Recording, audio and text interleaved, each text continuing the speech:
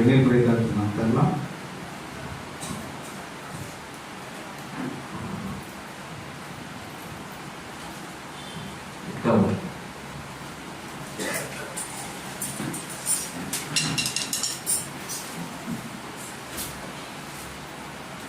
வந்திருக்கிற முடியாவது கர்த்தராகிய இயேசு கிறிஸ்துவின் நாமத்தினாலே வாழ்த்து வரவேற்கிறோம். தேவன் மீது ஒரு விஷயம் சமூகத்தை கூடி வரக்கூடிய தேவனோட அனுபவம் பாராட்டியிருக்கிறார். அல்லேலூயா. கர்த்தருக்கு ஸ்தோத்திரம் உண்டாகட்டும்.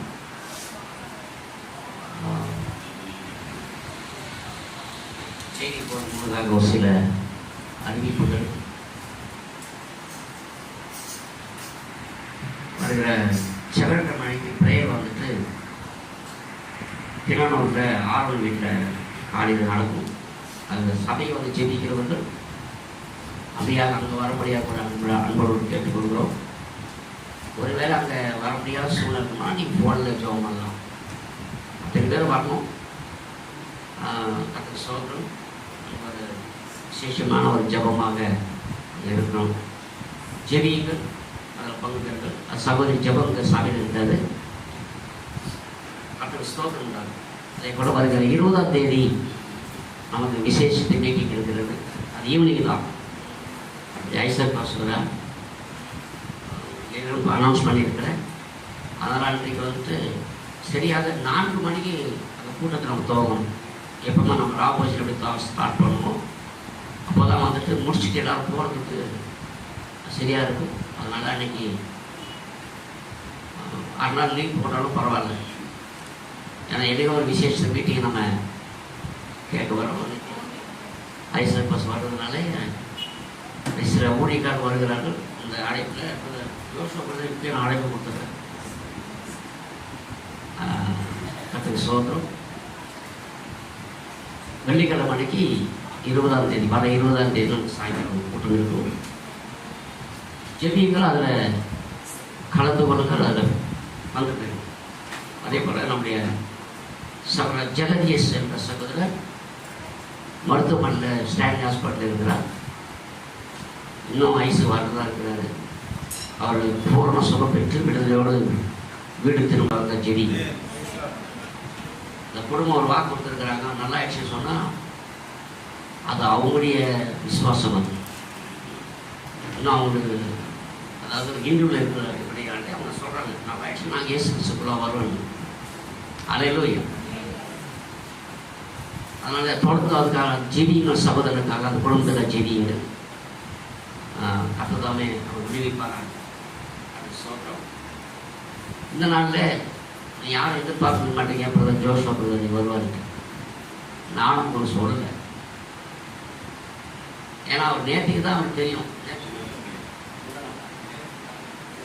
தான் அவருக்கு தெரியும். அதாவது கொஞ்சம் அவர் பிஸியாக இருக்கிறார். பிஸினாக்கா அவருக்கு தொடர்ந்து ஊழியம் இருக்குது. ஆனால் இன்றைக்கி மட்டும் அவர் ஃப்ரீயாக தான் இருக்கிறார். நான் என்ன நினச்சிட்டா அதனால் கிங்ஸ்லிக்கு நான் ஃபோன் பண்ணி ஏன் அதை அந்த முடிவு எடுத்தனாக்கா வெள்ளி சனி 2 நாள் எனக்கு தொடர்ந்து பஸ்லேயே பிரயாணம் பண்ணுறேன். எனக்கு 600 கிலோமீட்டர். நான் ஏஞ்சல்ஸ் சங்கீதம் 3 பேருமே காஞ்சிபுரம் தாண்டி ஒரு ஊர், அதுக்கப்புறம் வாலாஜாபாத்து. வெள்ளிக்கிழமை நைட் 12 மணி 10:30 வந்தோம். மறுபடியும் நேற்று காலையில் கலக்கி மத்தியானம் கலக்கி வேலூர் போயிட்டு நைட் 2 மணிக்கு தான் வீட்டுக்கு வந்தோம். அதனால் செய்திக்கு யாராவது நான் ஒழுங்கு பண்ணிடணும் அப்படின்னு சொல்லிட்டு இன்சிரிக்கு போட்டேன். அவர் 1 வாரம் முன்னாடி சொல்லியிருந்தேன். அதுக்கப்புறம் அவர் மக்களுக்காக நேற்று மறுபடியும் அவர் லைட்டில் வந்து சபையில் வந்துட்டு வேறு இன்னைக்கு இப்போதைக்கு பாஸ்டரும் இல்லை, கிங்ஸே இல்லை. அவங்க 2 பேர் வெளியூர் இருக்கிறாங்க. ஆண்டவர் இருக்கிறதுனால அவர் சொன்னார் வேறு யாரும் சம் பண்ணுறதுக்கு முடியலைன்னு. திடீர்னு அப்புறமா சொன்னார் சரி கொஞ்சம் பொறுத்த மறுபடியும் ஃபோன் பண்ணுன்னு சொல்லி மறுபடியும் ஃபோன் பண்ணார். அப்போ அவர் சொல்லும்போது ஜோஷப் பிரதரை அவர் சொல்கிறான்னு சொல்லி சரி ரொம்ப சந்தோஷம் சொல்லிட்டு மறுபடியும் பிரதர் நான் ஃபோன் பண்ணேன். அவர் நேற்றைக்கு இன்றைக்கி வந்துட்டு எங்கேயும் கிடையாது, ஃப்ரீயாக தான் இருக்கிறார். இன்றைக்கி யாருக்கு பேசுவோம்ன்றது தேவன் முன் குறிச்சிருக்காரு. ஆமே ஏன்னா தற்செயலாக நடக்கிறது கிடையாது. இன்னைக்கு இந்த இடத்துல யார் பிரசவம் இதுதான் நமக்கு தேவை என்பது தேவனானது. அல்லேலூயா. கர்த்தருக்கு ஸ்தோத்திரம். சாயங்காலம் பெருங்குளத்தில் ஆராதனை இருக்கும். சாயங்காலம் அந்த செய்தி இடைவேளை சென்ற செய்தியை 3 பாகமாக பிரசவம் பண்ணிட்டேன். இது 4வது பாகமாக சாயங்காலம் பார்க்கலாம். அதை நீங்கள் கேட்குறங்க கான்ஃபரன்ஸ் மூலியமாக நீங்கள் கேட்டுக்கொள்ள முடியாது கேட்டுக்கொள்கிறேன். கர்த்தருக்கு ஸ்தோத்திரம். குழந்தைகளுக்காக ஜெபிங்கள், வீட்டுக்காக ஜெபிங்கள், ஒரு 7ஆவது மீட்டிங்காக ஜெபிங்க. குறிப்பாக என்னுடைய சகோதரி விஜய் அவங்க நான் ஞானசம் கொடுத்தேன். அவனுக்கு வந்துட்டு ஸ்தாபனத்தில் போய் கடமையிட்டு அவங்க குடும்பத்தில் கொஞ்சம் பிரச்சனை இருக்குது. அவங்களுக்காக பார்த்தோம் ஜெபிங்க. சகோதரி கல்யாணமான சகோதரி அடிக்கடி அவங்க வீட்டில் ஒரு பிரச்சனை இருக்குது. ஆனால் அவங்க போகும்போது முன்னாள் பஸ்லேயே தான் ப்ரேயர் அப்போ பஸ்ஸில் நடந்து வெள்ளிக்கிழமை நீங்கள் எல்லோரும் ஃபோனில் பண்ணுறீங்க. ஃபோனில் தான் ஜோம் பண்ணி இருக்கிறேன். சகோதரிக்காக தொடர்ந்து ஜெபிங்கள். அவங்க விடுதலைக்காக சபை மணிமேல சபைக்காக ஜெபிங்க. அவங்களும் சபைக்கு வரணும்னு வாங்கியிருக்கிறது. ஆனால் சில குடும்ப சூழ்நிலை வர முடியாத சூழ்நிலை. இவங்களுக்கெல்லாம் நீங்கள் ஜெபத்தில் நினைவு கொடுங்க. ஸ்தோத்திரம். இன்னைக்கு முகூர்த்த நாள், அதனால நிறைய பேர் இருக்காங்க. மங்களுக்கு வரமாக போயிட்டு அனுப்புங்க. அல்லேலூயா. அதுக்கு வேலூர் போயிட்டு நீங்கள் காயில் அங்கே என்ன சொன்னாங்க முடியாதுன்னு சொல்லிட்டு நாங்கள் பண்ண சொந்தக்கார கல்யாணம். அதனால் நைட்டை வந்துட்டோம். முக்கியமாக தேவனுடைய அந்த ஆராதனை முக்கியம். அல்லேலூயா. வேளாண்மை நம்ம பார்த்தோம். கேள்வி பதில் என்ற செய்த தீர்க்கதரிசி கேட்கிறார்கள், நாம் எப்படியாக நாம் தேவனை ஆராதிக்க வர வேண்டும் கேட்ட கேள்வி தீர்க்கதரிசி எப்படி பதில் சொன்னார்? நிச்சயமாக ஆசீர்வதிப்பட்டீங்களா? நீங்கள் அதை நாம் கடைப்பிடிக்க வேண்டும். அல்லேலூயா. சொந்தக்காரங்கள் அதெல்லாம் சும்மா கதெல்லாம். ஆனால் தேவன் தான் மாறாதவர். அவர்கள் முக்கியத்துவம் கொடுக்க எல்லா ஆளுநரையும் பங்கு போடணும். அதுக்காக செடிங்க நமக்கு இந்த பத்தாது. டெய்லி கூட 24 மணி நேரம் தேவன் தூச்சாலும் பத்தாது. அவ்வளோ மோசமான நிலையில நாடு போயிட்டு இருக்கு. அதனால் இன்னைக்கு ரொம்ப ரொம்ப ஜாக்கிரதையாக இருக்க வேண்டிய விஷயம். நியூஸ் கூட பார்த்துருப்பீங்க. ஒரு ஸ்கூல் பையன் கட்டணம் போயிடலாம். எது கட்டணான்னு தெரியல இது வரைக்கும். அதனால் வயதாரங்களும் சரி, நான் தான் சொல்கிறது, நீங்கள் வெளியில் வந்தீங்கன்னா வீட்டுக்கு போகிற வரைக்கும் நீங்கள் ஜபத்தோடு கூட இருக்க வேண்டும். விழிப்பாக இருங்கள், ஜாக்கிரதையாக இருங்கள். கடம்பத்தூரில் குழந்தைய ஒரு பையன் கட்டணம் போயிடுறாங்க. 12வதா 12th படிக்கிற பையனை ஏன் கட்டினாங்கன்னு தெரியல. வேண்டாம் போட்டு இப்படிப்பட்ட ஒரு சூழ்நிலை இருக்குது. பசங்க ஸ்கூலுக்கு போகிற பசங்க நம்முடைய ஃப்ரெண்ட்ஸ் எல்லாம் வந்துட்டு நல்லவங்களாக இருக்கணும். இல்லைன்னா ஃப்ரெண்ட்ஸே வேணாம். நம்ம தேவன் தான் நல்ல ஃப்ரெண்ட்ஸு. ஆமே. அதனால் படிக்கிற பிள்ளைகளும் ஜாக்கிரதையாக இருக்க வேண்டும். சகோதரிகளும் சரி, ஊழிக்கு வந்து போகும்போதெல்லாம் ஜாக்கிரதையாக இருக்கணும். ஜெபிங்க, ஜபத்தோடு கூட இருங்க. கர்த்தர் சொல்கிற இது பயங்கரமான ஒரு நாலு கோயில். 85 வயசு பாட்டிய சித்திரவதை செஞ்சிருக்காங்க பையன். சின்ன குழந்தைங்க நியூஸ் எல்லாம் இதுதான் பெரிய நியூஸே தான். 1 வயசான குழந்தை, சின்ன குழந்தைங்களெல்லாம் வந்துட்டு அது பயங்கரமான ஒரு காலகட்டத்தில் இருக்கணும். இந்த உலகமானது அப்படி இருக்குது. நம்ம ஒரே ஒரு பாதுகாப்பு தான், தேவன் தான். அல்லேலூயா. எந்த நேரத்திலும் விழிப்புணர்வு இருங்க, ஜெபிங்க, செய்தி வாசிங்க, செய்தி படிங்க, சபை பொழுது விட்டு விடாதீங்க. என்னதான் ஃபங்க்ஷன் இருந்தாலும் ஆராதனையிலும் அந்த எல்லாத்தையும் அதை விட்டு நீங்கள் வந்துடுங்க. ஆமென். நம் தேவன் நல்லவர். நீங்கள் எதிர்பார்ப்பது தெரியுங்களா? அல்லேலூயா. கர்த்தருக்கு ஸ்தோத்திரம் உண்டாகட்டும்.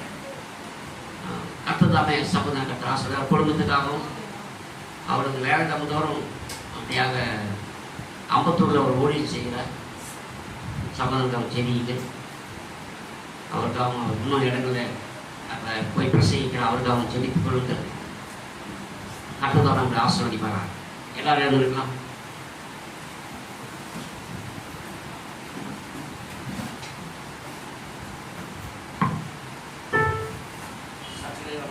பாடி குறித்து செய்திகளை கடந்து செல்லலாம். தேவன் புதிய மத்தியில் ஒரு வாசம் செய்கிறேன். மகிமை கொடுத்த மன்னவரே என்ற பாடல் நாம் சேர்ந்து ஆண்டவரை துதிக்கலாம். மனமகிழ்ச்சி தந்த மணவரனை மகிமை கொடுத்த மன்னவரை ஸ்தோத்திரிப்போம்.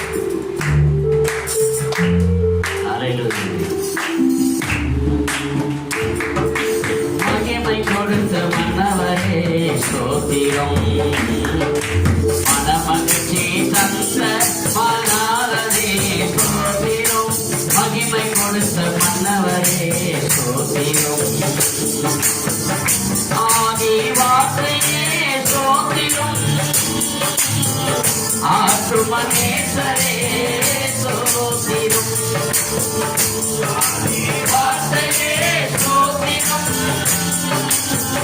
ஆற்றுமனேசரே ஸ்தோத்திரம். நீதி மாற்றரார் எங்களை மாற்ற. நீதி மாற்றரார் எங்களை மாற்றிய நித்திய இயேசுவே ஸ்தோத்திரம். மணவரனே ஸ்தோத்திரம். மகிமை கொடுத்த மன்னவரே ஸ்தோத்திரம்.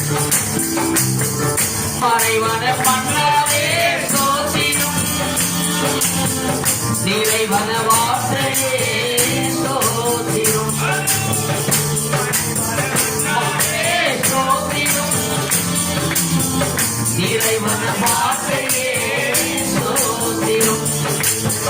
கரைத்திரையில்லா மனவட்டியாக்கும். கரைத்திரையில்லா மனவட்டியாக்கும். முத்திரை அணிந்தவரே ஸ்தோத்திரம். மகிமை கொடுத்த மன்னவரே ஸ்தோத்திரம். மனமகிழ்ச்சி தந்த மணாளரே ஸ்தோத்திரம். மகிமை கொடுத்த மன்னவரே ஸ்தோத்திரம். அக்கினி வார்த்தையே ஸ்தோத்திரம். அக்கரை சேர்க்குமே ஸ்தோத்திரம். அக்கினி வார்த்தையே ஸ்தோத்திரம்.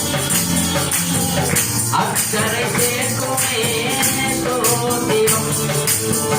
எக்காலம் பாடும் எங்கள் இயேசுவே. எக்காலம் பாடும் எங்கள் இயேசுவே.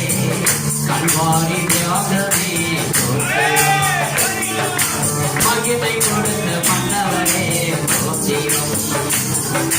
மனமகிழ்ச்சி தந்த மணாளரே ஸ்தோத்திரம். மகிமை கொடுத்த மன்னவரே ஸ்தோத்திரம்.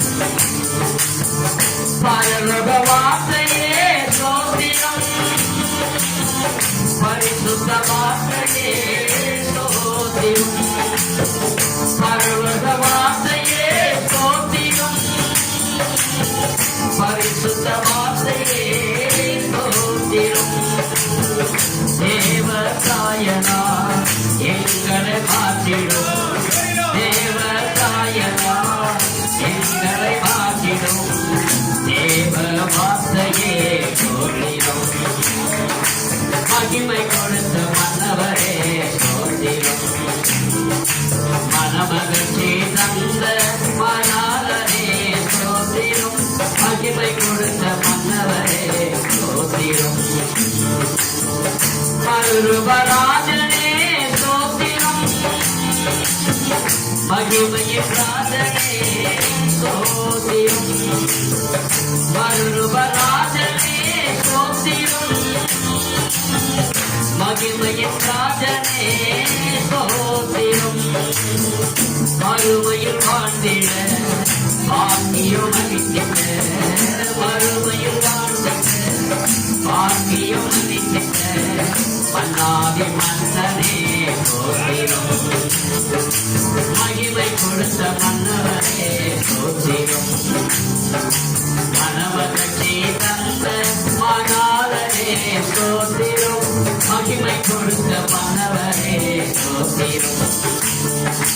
மனமகிழ்ச்சி தந்த மணாளரே ஸ்தோத்திரம். மகிமை கொடுத்த மன்னவரே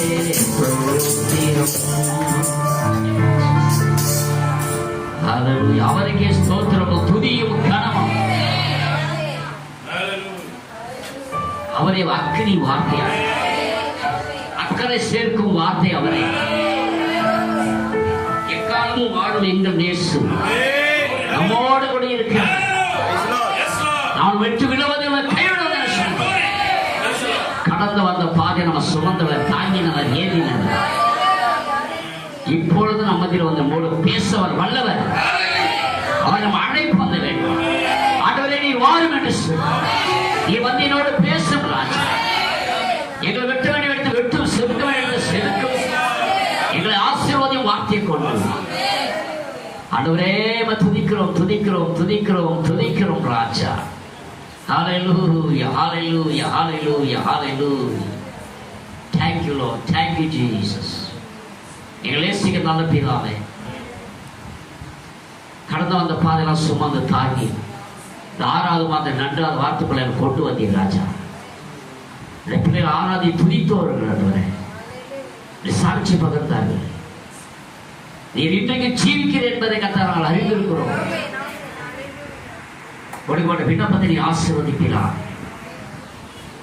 ஒரே மருத்துவர்கள் சகோதரர் ஜெகஜி சகோதரர் சகோதரோடு வீடு திரும்ப கிருபை விடுதலை தருகிறாங்க.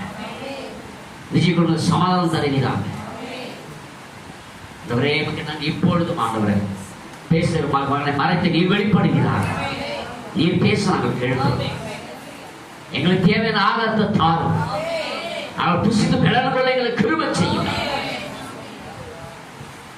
வந்த ஒவ்வொருவரையும் தாவே இருதயமும் செய்தி விடுதலை செய்யப்படணும். செய்திக்கு எந்த ஒரு தொல்லை இல்லாத பாதுகாக்கிறேன். சிறு பிள்ளைகள் கற்ற ஒப்பு கொடுக்கிறேன். பேசுறதா மறைத்து நீர் பேசும். துவக்க முதல் முடிவு மட்டும் கிருபை இருக்கட்டும். இயேசு கிறிஸ்துவின் நாமத்தில் ஜெபிக்கிறேன்.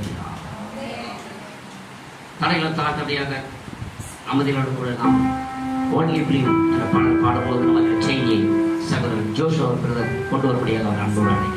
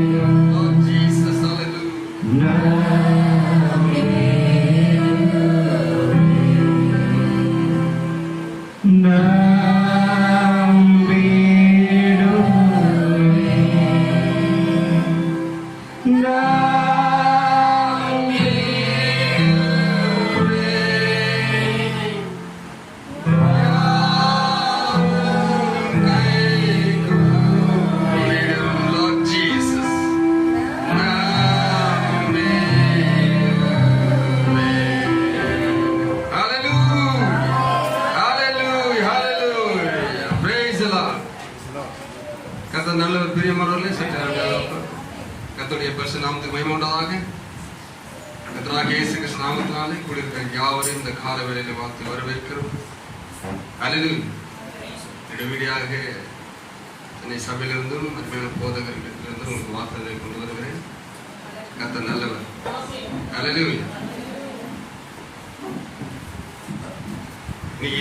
நீங்களும் எதிர்பார்த்துருக்க மாட்டீங்க, நானும் வந்து எதிர்பார்க்கல நீங்க நிற்பேன். ஆனா ஏதோ ஒரு ஈர்ப்பு ஒரு 2 தினங்களுக்கு முன்பாக இருந்துட்டே இருந்தது. நேற்றைய தினத்துல நான் எப்பவும் அது மாதிரி மீட்டிங்ல அது இருந்ததுன்னா பாஸ்டர் பிஸிலாம் இல்லை, அப்படி ஆகணும்னு நினைக்கிறோம், ஜெபம் பண்றோம். அவர் பகலெல்லாம் ஊழியர் செய்து இரவெல்லாம் ஜெபித்தார். அவரை போல ஓய்வில்லாமல் ஊழியர் செய்தது ஒருவரே இல்லைன்னு நான் நினைக்கிறேன். அவர் பரத்திலிருந்து வந்த போது எதற்காக வந்தாரோ அந்த நோக்கத்தை சரியாக செய்து முடித்த ஒரே ஒரு நல்ல தேவனும் அருமை ரட்சகரும் ஆகிய நம் தேவன். அவரை போல ஒருவர் ஊழியர் செய்ததில்லை, அவரை போல ஒருவர் பேசினதில்லை, அவரை போல ஒருவர் நடந்ததில்லை, அவரை போல ஒருவரும் எண்ணினதில்லை, அவரை போல ஒருவர் பார்த்ததில்லை. அவர் ஒருவர் தான். அதனால்தான் கர்த்தர் நல்லவர் என்று பிரியமானவர்களே, அப்படியாக வந்த நோக்கத்தை சரியாக நாமும் புரிந்து கொண்டு பாஸ்டர் சொன்ன மாதிரி வரும் நாட்களிலே அப்படியாக ரொம்ப பிஸியா அவருக்கு நீங்க ஜெபித்துக் கொள்ளுங்க. கர்த்தருடைய கிருபையினாலதான் ஏதோ ஓடிட்டு இருக்கோம். நிச்சயமாக கர்த்தருடைய கிருபை. யாக ஞாயிற்றுக்கிழமைகளிலே தேவனாலே முன்னிருந்து முன்குறிக்கப்பட்ட தேவனுடைய சபையாகிய சரீரத்துக்கு விசுவாசத்துக்கு கொஞ்சம் உயர்த்தும்படியான காரியத்தையும் வாரத்தின் மத்தியிலே சத்தியத்தை, இந்த மகத்தான வெளிச்சத்தை அறியாத மக்களிடத்தில் சத்தியத்தை கொண்டு போவதற்குமாக இந்த நாட்களிலே ஓடிக்கொண்டு இருக்கிறோம். கர்த்தர் நல்லவர். அதுக்காக ஜெபித்துக் கொள்ளுங்கள் பிரியமானவர்களே. 2 தினங்கள் நான் சொன்னேன் இல்லையா, எப்பயுமே மீட்டிங் எப்படின்னா இல்லைன்னா ஒரே ஒரு ஜெபம் பண்ணுவேன். என்ன ஜெபம் பண்ணுவேன்னா, கர்த்தாவே இந்த நாளிலே இந்த வாரத்தில் நீங்க நடத்துங்க அப்படின்னு ஜெபம் பண்ணி நான் என் வீட்டுக்கு போயிடுவேன். என் வீடுன்றது சென்னை சார், என் வீட்டில் போய் உட்காந்துருவேன். ஸோ அந்த மாதிரி ஜெபம் பண்ணும் போது கரெக்டாக நேற்று தினத்தில் நான் இன்னைக்கு அங்கே தான் போகணும்னு நினச்சிட்டு இருந்தேன். நேற்று தினத்தில் கால் வரும்போது இங்கே வரணுன்ற ஒரு வழிநடத்த தேவனுக்கு இருந்தது. அதாவது கடந்த மாதமே நான் வந்திருக்கணும். 2 முறை பாஸ்டர் அழைத்தும் வர முடியாத சூழல் ஆயிடுச்சு. வேற ஒன்றும் இல்லை, வர முடியாத சூழல் இருந்ததுனால, வர முடியாத ஒரு காரணத்தினால வர முடியாத போயிடுச்சு. ஆனாலும் தேவனுடைய கிருபையினால இந்த நாளில் உங்களை சந்திக்க முடியாத கிருபை செய்தார். கர்த்தர் நல்லவர். அல்லேலூயா. பிரியமானவர்களே, நம்ம கடந்த முறை என்ன செய்தி எடுத்தோம்னு தெரியல. நானும் சரி சேஞ்ச் ஆஃப் டிஸ்பென்சேஷன், அந்த காலங்களின் யுகம் என்கிற செய்தியை நம்ம பார்த்தோமா போன முறை. ஏன்னா நிறைய இடங்கள் போறதுனால எந்த செய்தி எங்க கொடுக்குறன்றது சில நேரத்தில் இருக்கு. ஆனால் தேவனுடைய வழிநடத்தல் இந்த செய்திக்குள்ளாக இருந்தது. அதனாலதான் வார்த்தை அது உயிர்ப்பிக்கப்பட்ட ஆவியானவர் சொல்லி எடுத்தோம். கரெக்டுங்களா? கர்த்தர் நல்லவர். என்னையும் நினைவு கூறி வச்சிருக்கீங்க. நம்ம அப்படியாக வார்த்தைக்குள்ள கடந்து செல்லலாம். பிரியமானல்ல,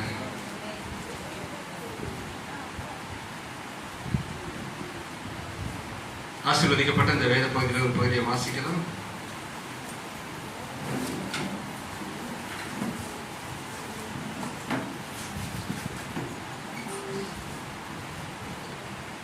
ஏசாயாவின் புஸ்தகம்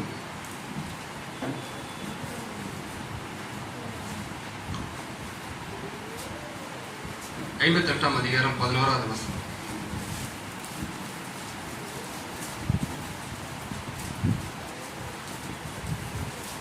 ஏசாயாவின் புஸ்தகம் 58ஆம் அதிகாரம் 11வது வசனத்தை வாசிக்கிறேன். கர்த்தர் நித்தமும் உன்னை நடத்தி மகா வறட்சியான காலங்களில் உன் ஆத்துமாவை திருப்தியாக்கி உன் எலும்புகளை நினமுள்ளதாக்குவார். நீ நீர்ப்பாய்ச்சலான தோட்டத்தை போலவும் வற்றாத நீரூற்றை போலவும் இருப்பாய். ஆமென். லூக்கா எழுதின சுவிசேஷம் 5ஆம் அதிகாரம் 36 38 வரை வாசிக்கிறேன். லூக்கா எழுதின சுவிசேஷம் 5ஆம் அதிகாரம் 36 38.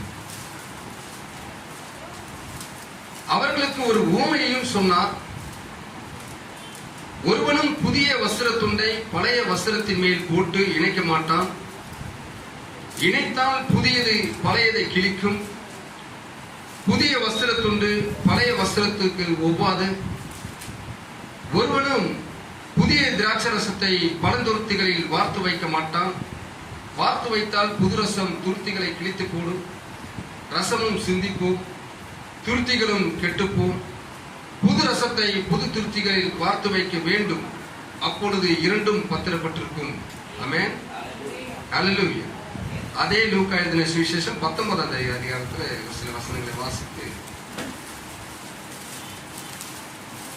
19ஆம் அதிகாரம் 40வது வசனத்திலிருந்து வாசிக்கிறேன். அவர்களுக்கு அவர் பிரதியுத்தரமாக, இவர்கள் பேசாமல் இருந்தால் கல்லுகளை கூப்பிடும் என்று உங்களுக்கு சொல்லுகிறேன் என்றார்.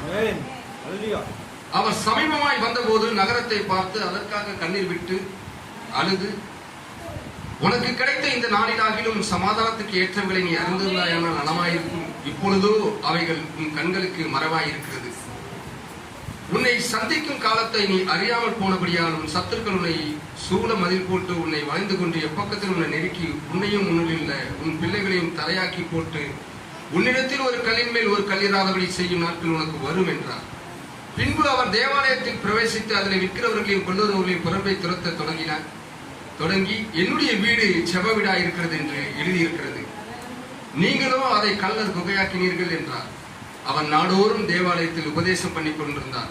பிரதான ஆசாரியரும் வேத பாரகரும் ஜனத்தின் மூப்பரும் அவரை கொலை செய்ய வகை தேடியும் ஜனங்கள் எல்லாரும் அவருக்கு செவி கொடுத்து அவரை அண்டிக் கொண்டிருந்தபடியால் அதை இன்னபடி செய்யலாம் என்று வகை காணாதிருந்தார்கள். ஆமென். கர்த்தர் தாமே வாசித்த இந்த வேத பகுதியோடு தம்முடைய ஆசீர்வாதத்தை கூட்டி நம் ஒவ்வொரு ஆசீர்வதிப்பாராக. தலைகளை தாழ்த்தலாம். பிரியமானவர்களே, மகா இரக்கம் அன்பு கிருபை நிறைந்த தேவனாகிய கர்த்தாவே, ஆசீர்வதிக்கப்பட்ட இந்த உயிர்த்தெழுந்த கால வேலைக்காக நன்றி செலுத்துகிறோம்.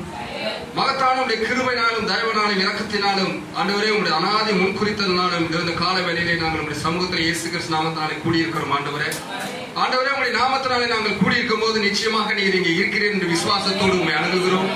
ஆண்டவரே உங்களுடைய வார்த்தையை நாங்கள் அணுகும் போது மிக பயபக்தியோடு அணுக கர்த்தர் கிருபை செய்யும்படியாக செபிக்கிறேன். ஆண்டவரே, இதோ தேவரீர் வார்த்தையின் ஆக்கியோர் நீர். ஆண்டவரே, நீர் இந்த மக்களோடு பேசும்படியாக அழைக்கிறோம். ஆண்டவரே, இதோ நாங்கள் ஆண்டவரே கர்த்தா உங்களுடைய வார்த்தையை கேட்கும்படியாக கூடியிருக்கும் வேளையிலே ஆண்டவரே எங்கள் செவியும் எங்கள் இருதயம் விருத்த சேதனை செய்யும்படியாகவும் அழைக்கிறோம்.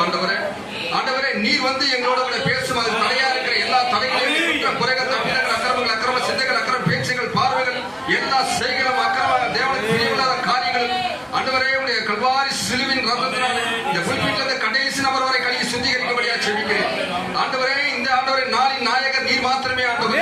ஆண்டவரே உமக்கு மாத்திரமே மகிமை சோதத்தை கருத்தை செலுத்தவே நாங்கள் வந்திருக்கிறோம். ஆண்டவரே, வார்த்தையை நாங்கள் கேட்கிற போது ஆண்டவரே அந்த வார்த்தையானது எங்களுக்குள்ளாக ஏதோ ஒரு காரியத்தை உங்களுடைய வருகைக்காக செய்ய எங்களுக்கு கிருபை செய்யும்படியாக செபிக்கிறேன். உங்களுடைய வருகைக்காக ஆயத்தமாகிற கூட்டமாய் நாங்கள் இருக்க உதவி செய்யும்.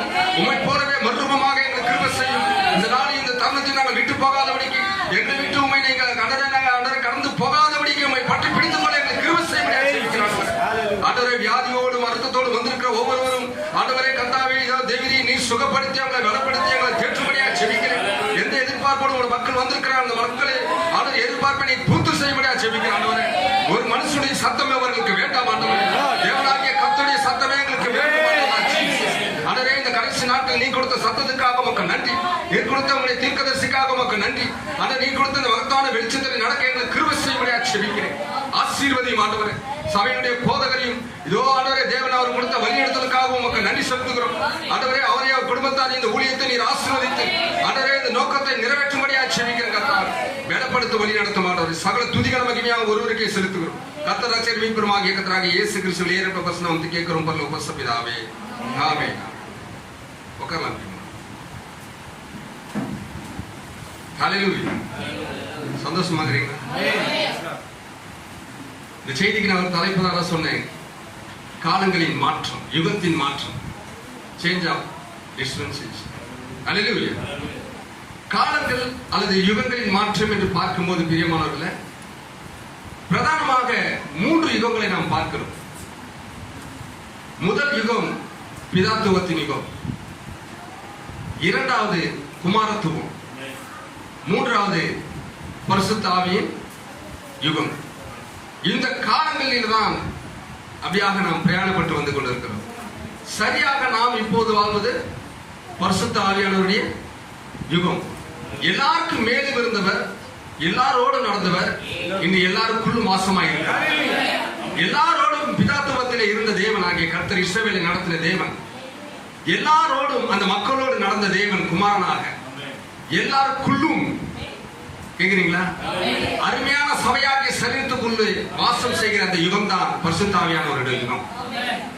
இப்படி தேவனாகிய கர்த்தர் ஒவ்வொரு காலத்தையும் பிரித்து வைத்திருக்கிறார். அல்லேலூயா. நம் வாழ்வதற்காகவும், இந்த மனுஷனாக நம்மை படைத்து நம் வாழ்வதற்காகவும் நம்ம வாழ்க்கையிலே சில காலங்களை அவர் நியமித்து வச்சிருக்கிறார். அப்படி நியமித்து வச்ச காலங்கள் தான் பிரசங்கியில நம்ம வாசிக்கிறோம். அல்லேலூயா. ஆமோஸ் எழுதின புத்தகத்தில் 5:13 சொல்றாரு, ஒரு மனுஷன் தீமையான காலங்களிலே அவன் மௌனமா இருக்க வேண்டும் என்று. ஒரு மனிதனுக்கு காலம் என்று அது தீமையான காலமா இருக்குமானால் அவன் எதை செய்தாலும் ஃபெயிலியர். அவனுடைய வாழ்க்கையில எல்லாமே தோல்வியே காண்றான். ஆனா தேவனால முன்குறிக்கப்பட்ட மனுஷனா இருப்பான். தேவன் அந்த மனுஷனோடு பிரயாணப்படுகிறவரா இருப்பார்.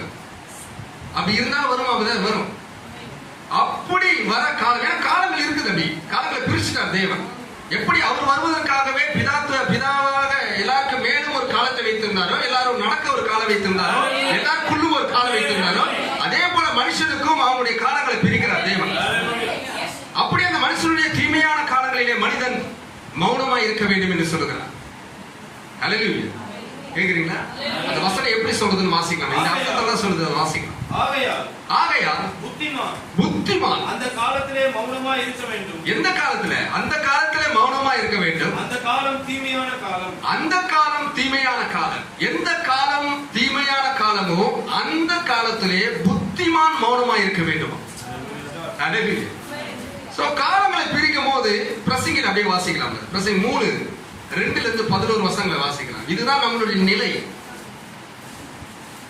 தேவனுடைய காலங்களை நாம் பார்க்கிறோம். 3 பிரதானமான காலங்களை பார்க்கிறோம்.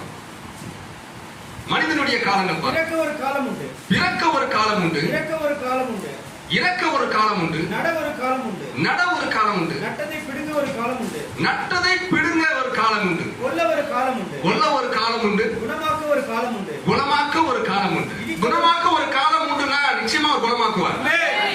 அதுக்கு ஒரு காலம் உண்டு குணமாக்குவது. அது ஆவிக்குரிய குணமாக்குவதும் சரி, சரீர பிரகாரமான குணமாக்குவதும் சரி, அவர் குணமாக்க வல்லவராக இருக்கிறார். சுகமளிக்கிறவர் அவர் மாத்திரமே. அல்லேலூயா. குணமாக்கும் ஒரு காலம் உண்டு, இடிக்க ஒரு காலம் உண்டு, கட்ட ஒரு காலம் உண்டு. நம்முடைய ஆவிக்குரிய வாழ்க்கையில ஏன் இதெல்லாம் நடக்குது அப்படின்றது தெரியாம ஓடிட்டு இருப்போம். சில நேரத்துல அதை இடிச்சு திரும்ப கட்டுறாரு. இடிக்க ஒரு காலம் உண்டு, அதை கட்ட திரும்ப கட்டவும் ஒரு காலம் உண்டு. அல்லேலூயா. அழ ஒரு காலம், அழ ஒரு காலம் உண்டு, நகைக்க ஒரு காலம் உண்டு. எப்பவுமே அழுதுட்டு இருக்க மாட்டோம் பிரியமானவர்கள. அழுகைக்கு ஒரு காலம், குறுகிய காலம் மட்டும்தான் அழுகை. அந்த அழுகை முடிந்த பிறகு கழிப்பு இருக்குன்னு நீங்க நினைச்சீங்க. அது ஒரு காலம் தான், அது நிரந்தரம் அல்ல. அல்லேலூயா. அத ஒரு காலம் உண்டு, நகைக்க ஒரு காலம் உண்டு, புலம்ப ஒரு காலம் உண்டு, நடனம் பண்ண ஒரு காலம் உண்டு, கற்களை எரிந்து விட காலம். நீங்க புலம்பும் காலத்துல உங்க மேல கற்களை எரிக்கிறதுக்கு ஒரு காலமும் இருக்கும். கேக்குறீங்களா? நீங்க அழும் போது, புலம்பும் போது உங்க மேல கற்களை எரிய ஒரு காலம் உண்டு, கற்களை சேர்க்க ஒரு காலம் உண்டு. ஏன் திரும்ப நீங்க எரிய அல்ல, நீங்கள் அந்த கற்களை, எரிந்த கற்களை வைத்து நீங்கள், கேக்குறீங்களா, அதை கட்டி மேல உயர வேண்டும். நீங்க எந்த கற்கள் உங்கள் மேல எரியப்பட்டதோ அந்த கற்களை திரும்ப எறிய கூடாது. அது கிறிஸ்துவம் அல்ல. எந்த கற்கள் நம்ம மீது எரியப்பட்டதோ அந்த கற்களை வைத்து அது மேல நம்ம ஏற வேண்டும். அல்லேலூயா. கேக்குறீங்களா? அதுக்கு ஒரு காலம் உண்டு, தேட ஒரு காலம் உண்டு, இழக்க ஒரு காலம் உண்டு, காப்பாற்ற ஒரு காலம் உண்டு, எரிந்து விட ஒரு காலம் உண்டு.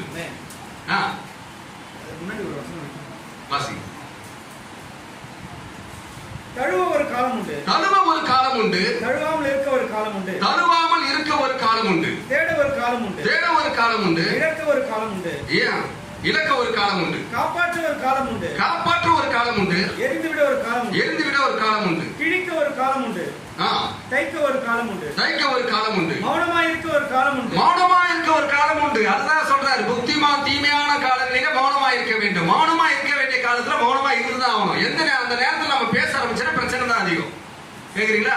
மௌனமா இருக்க வேண்டிய நேரத்துல மௌனமா இருந்தே ஆக வேண்டும். மௌனமா இருந்தா சொல்றாரு, எவ்வளவு எட்டு கும்முனுங்கிறாரு. கேக்குறீங்களா? அது மௌனமா இருக்க வேண்டிய, ஏன்னா ஆவிக்குரியவன் எல்லாவது நிதானித்து பார்த்து அவன் புத்தி பேசணும்னா அந்த நேரத்துல மௌனமா இருப்பான். கேக்குறீங்களா? நீங்க எது பேசினாலும், நன்மையை பேசினாலும் தீமை எல்லாமே தீமையா தான் முடியும்.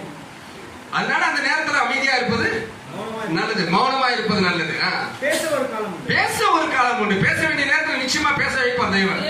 ஆனா பேசுற வார்த்தை என்ன தெரியுங்களா? தேவனுடைய ஜீவ வார்த்தை மட்டும்தான். வேற எந்த வார்த்தையும் நம்ம பேச முடியாது. ஏன்னா வீண் வார்த்தைங்கனால சொற்களின் மீதினால பாவம் பிறக்கும். அதனால நம்ம பேச ஆரம்பித்துட்டோம்னா அது தேவனுடைய ஜீவ வசனத்தை கொண்டுதான். கேக்குறீங்களா?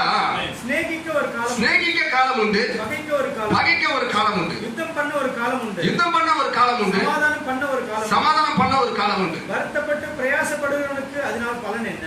வருத்தப்பட்டு பிரயாசப்படுகிறவனுக்கு அதனால் பலன் என்ன? மனுபுத்திரர் படும்படி தேவன் அவருக்கு நியமித்த தொல்லையை கண்டே. இதெல்லாம் தொல்லைதான். இந்த தொல்லையெல்லாம் காட்டுறாரு. அல்லேலூயா. அவர் சகலத்தையும் அதனதின் காலத்தில் நேர்த்தியாய் செய்திருக்கிறார்.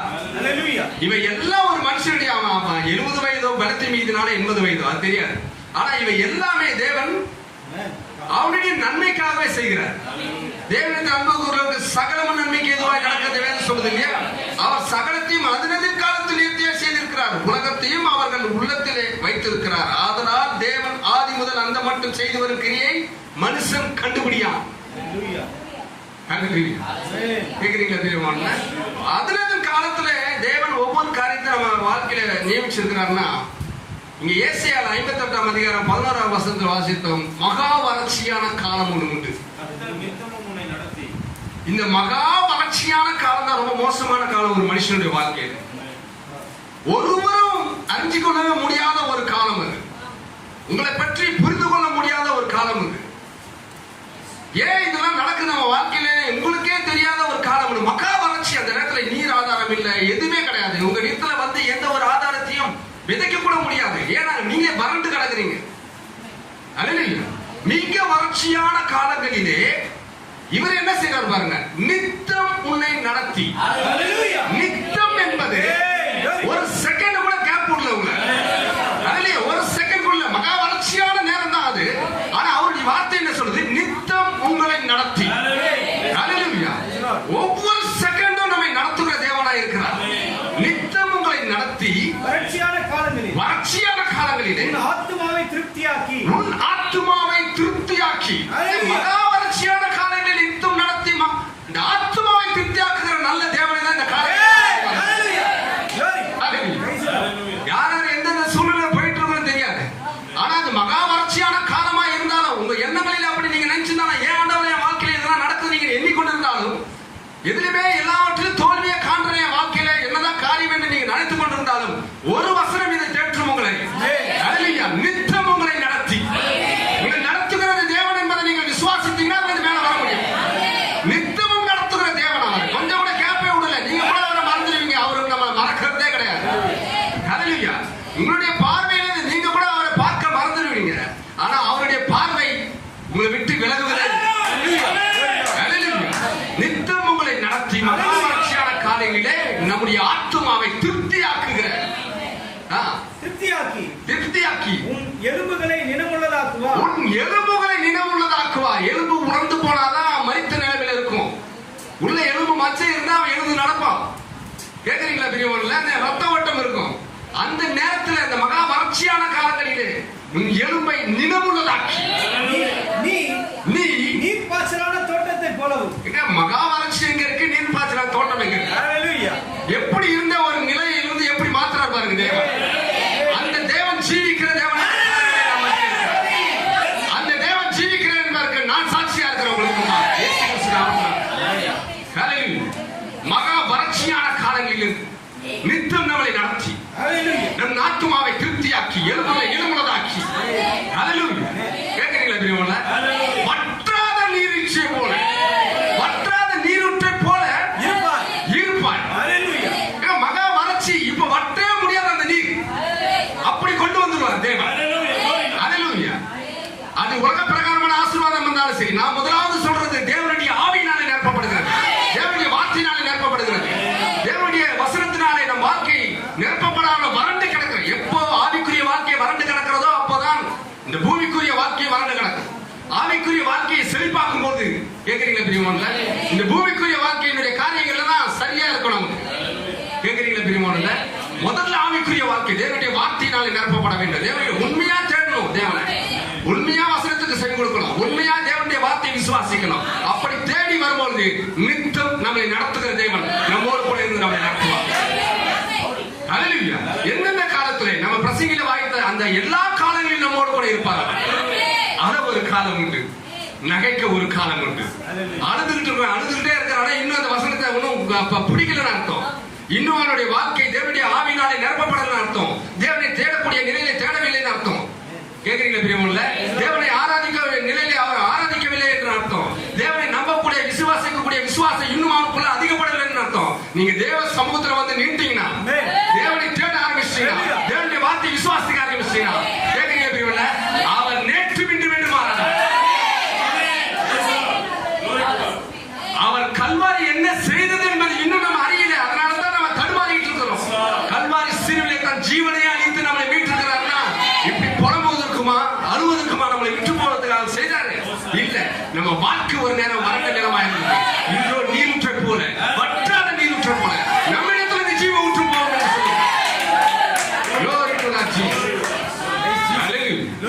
அந்த தேவன் நேற்று இன்று என்று மாறாது. நான் சொல்றேன், நீங்க என்ன சொல்றீங்களோ அது நடக்கும் பிரியமானவர்களே. அல்ல, உங்க வாழ்க்கையில என்ன வறண்டு கிடக்கிற வாழ்க்கையை ஆண்டவரே வாழ்க்கை செழிப்பாக்குங்க சொல்லுங்க. உங்களுடைய செழிப்பாக்கு சொல்லும் போது இந்த வார்த்தையினாலே வாழ்க்கையை நிரப்புங்க சொல்லுங்க. என்னுடைய ஜீவியத்தை உங்களுடைய ஆவியினாலே நிரப்புங்க சொல்லுங்க. அவருடைய ஆவியினால நம் ஜீவியம் நிரப்பப்படும் போது இவர்கள் எல்லாம் கூட கொடுக்கப்படும். நீங்கள் பிரதானமாக எதை எண்ணி கேட்டுக்கொண்டிருக்கிறீர்களோ அது பிரதானமாக தேவனுடைய வார்த்தையை வையுங்கள். தேவனுடைய ஆவியினால நிரப்பப்படும் நினைங்க. அது ஒன்றுதான் நம் தேவனுடைய சமூகத்தில் தேவனுடைய சமூகத்தில் நம்மை துதிக்க வைக்கிற ஒரு அவரை ஆவியோடு உண்மையோடு தொடர்பு கொள்ள வேண்டும். ஞாயிற்றுக்கிழமை கிறிஸ்தவர்கள் அல்ல நாம். ஒவ்வொரு மணி வேலையும் எப்படி அவர் நித்தமும் நம்மை நடத்தி நித்தமும் ஒவ்வொரு மணி வேலையும் அவருடைய பார்வை நம்மை விட்டு விலகுவதில்லை. நான் உன்னை விட்டு விலகுவதும் இல்லை, கைவிடுவதும் இல்லை என்று சொன்ன தேவன். நீயோ அநேக ஜாதி கடன் கொடுப்பாய், நீ கடன் வாங்காதிருப்பாய் என்று சொன்னார். அவர் வார்த்தை ஜீவன் இருக்கிறது. அவருடைய வார்த்தையில ஜீவன் இருக்கிறது. நிச்சயமாக தேவன் அதை செய்ய வல்லவராக. எந்த கண்கள் நம்மளை கீழே பார்த்ததோ அந்த கண்களுக்கு முன்பாக நம்ம உயர்த்துவார். நம்ம செய்ய வேண்டியதெல்லாம் இந்த வார்த்தையின் பிரகாரமாக வாழ நினைக்க கொடுக்கும். அவருடைய சமூகத்தை நம்ம விட்டுக் கொடுக்கும் போது அந்த ஜீவியத்தை கர்த்தரை எடுத்து நடத்துவார். உண்மையாவே நடத்துவார் பிரியமானவர்களே. உண்மையா உங்க இருதயத்தில் தோன்றுகிற தேவன் வாய்க்க செய்வார். உண்மையாவே வாய்க்க செய்வார். நீங்க நினைப்பீங்க அது நடக்கும். நடக்கும், நிச்சயமா நடக்கும். இவர் ஜீவனுள்ள தேவன். இந்த தேவன் ஜீவனுள்ள தேவன். மனுஷ வார்த்தைகள் பொய்யுரையும், மனுஷ வார்த்தைகள் ஒன்றுமே இல்லாமல் போகும். இந்த ஜீவ வசனத்தை ஜீவனுள்ள தேவனுடைய வார்த்தை வானமும் பூமியும் ஒன்றுபடும். இந்த வார்த்தை என்றுமே நிலைக்கும். இந்த வார்த்தை நிலைக்கிறது என்றால் இந்த வார்த்தையின் பாகமும் நிலைப்பீர்கள். நாம் விசுவாசிக்க வேண்டும், அவ்வளவுதான். விசுவாச வெளிப்பாடா இருக்கிறது. கேக்குறீங்களா பிரியமானவர்களே? அப்படிதான் தீர்ந்து சொல்றாரு. எந்த விசுவாச வெளிப்பாடு? வெளிப்பாடு என்றால் என்ன? இன்றும் தேவனின் வாழ்க்கையை ஜீவிக்கிறவராகவே இருக்கிறார். அவர் நடக்கிறார். அவர் என்னோடு கூட பேசுகிறார். அவர் பேசுகிற தேவன். ஹல்லேலூயா. அவர் நேற்று மீண்டும் மாறாத தேவனா இருக்கிறார். எப்பேற்பட்ட நிலையிலிருந்து நம்மை தூக்கி எடுக்கிறார் பிரியமானவர்களே. தாவீதோட வாழ்க்கையில இப்படி மகாவரட்சியான நேரம் ஒன்று இருந்தது. ஹல்லேலூயா. ராஜாவாக அபிஷேகம் பண்ணப்பட்ட தாவீது. ஹல்லேலூயா. ராஜாவாக உட்கார வேண்டிய ஒரு தாவீது தன் சொந்த பிள்ளையினால் விரட்டப்படுகிறார். எல்லாராலும் ஒதுக்கப்படுகிறார். ஓடுறாரு. கேக்குறீங்களா? வேதம் சொல்லுது தாவீது தன்னை கர்த்தருக்குள்ளாக திடப்படுத்திக் கொண்டார். ஒரு நேரம் அப்படியாக வந்தது தாவீதுக்கு. அவர் யாருமே இல்லை பேசுறதுக்கு, கூட யாருமே இல்லை. அதுக்கப்புறம் தான் கடன் பட்டவர்கள்லாம் வந்து சேர்றாங்க அவர்கிட்ட. அதுக்கு முன்பாக தன்னந்தனியா ஓடிக்கொண்டிருந்த தாவீது சவுல் அபிஷேகம் பண்ணப்பட்டவர். அதனால சவுலை தொட பயப்படுறாரு. அவர்கிட்ட அநேக கூட்டம் இருக்கு சவுல் இடத்துல. ஆனா தாவீதுல ஒருமை இல்லை. ஆனா ராஜாவாக அபிஷேகம் பண்ணப்பட்டவர் தாவீது. கேக்குறீங்களா பிரியமானவர்களே? தாவீதுக்கு ஒரு நேரம் வருது. அப்பதான் இந்த சங்கீதம் 103 சங்கீதம் பிறக்குது. அவருக்கு வேற யாரும் பேசுறதுக்கு இல்லை.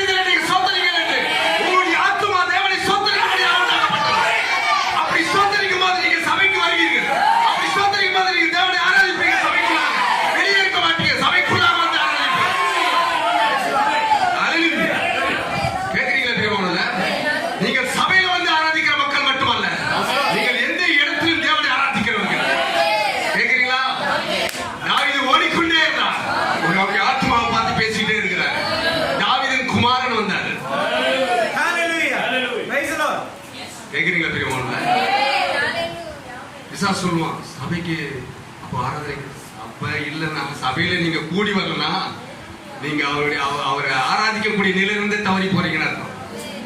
அல்லேலூயா. கேக்குறீங்க தேவன்ல? என் ஆத்துமாவே கர்த்தரை ஸ்தோத்திரி, என் முழு உள்ளமையோட பரிசுத்த நாமத்தை ஸ்தோத்திரி. சாப்பிடாத வேற விதத்துல கொண்டு போயிடுச்சு. இது உண்மையா புரிந்தவன் நம்ம மட்டும்தான் பிரியமான.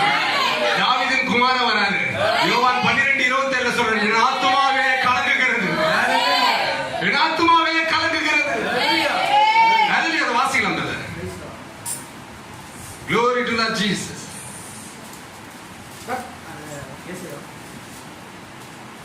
யோவான் எழுதின சுவிசேஷம் 12:20.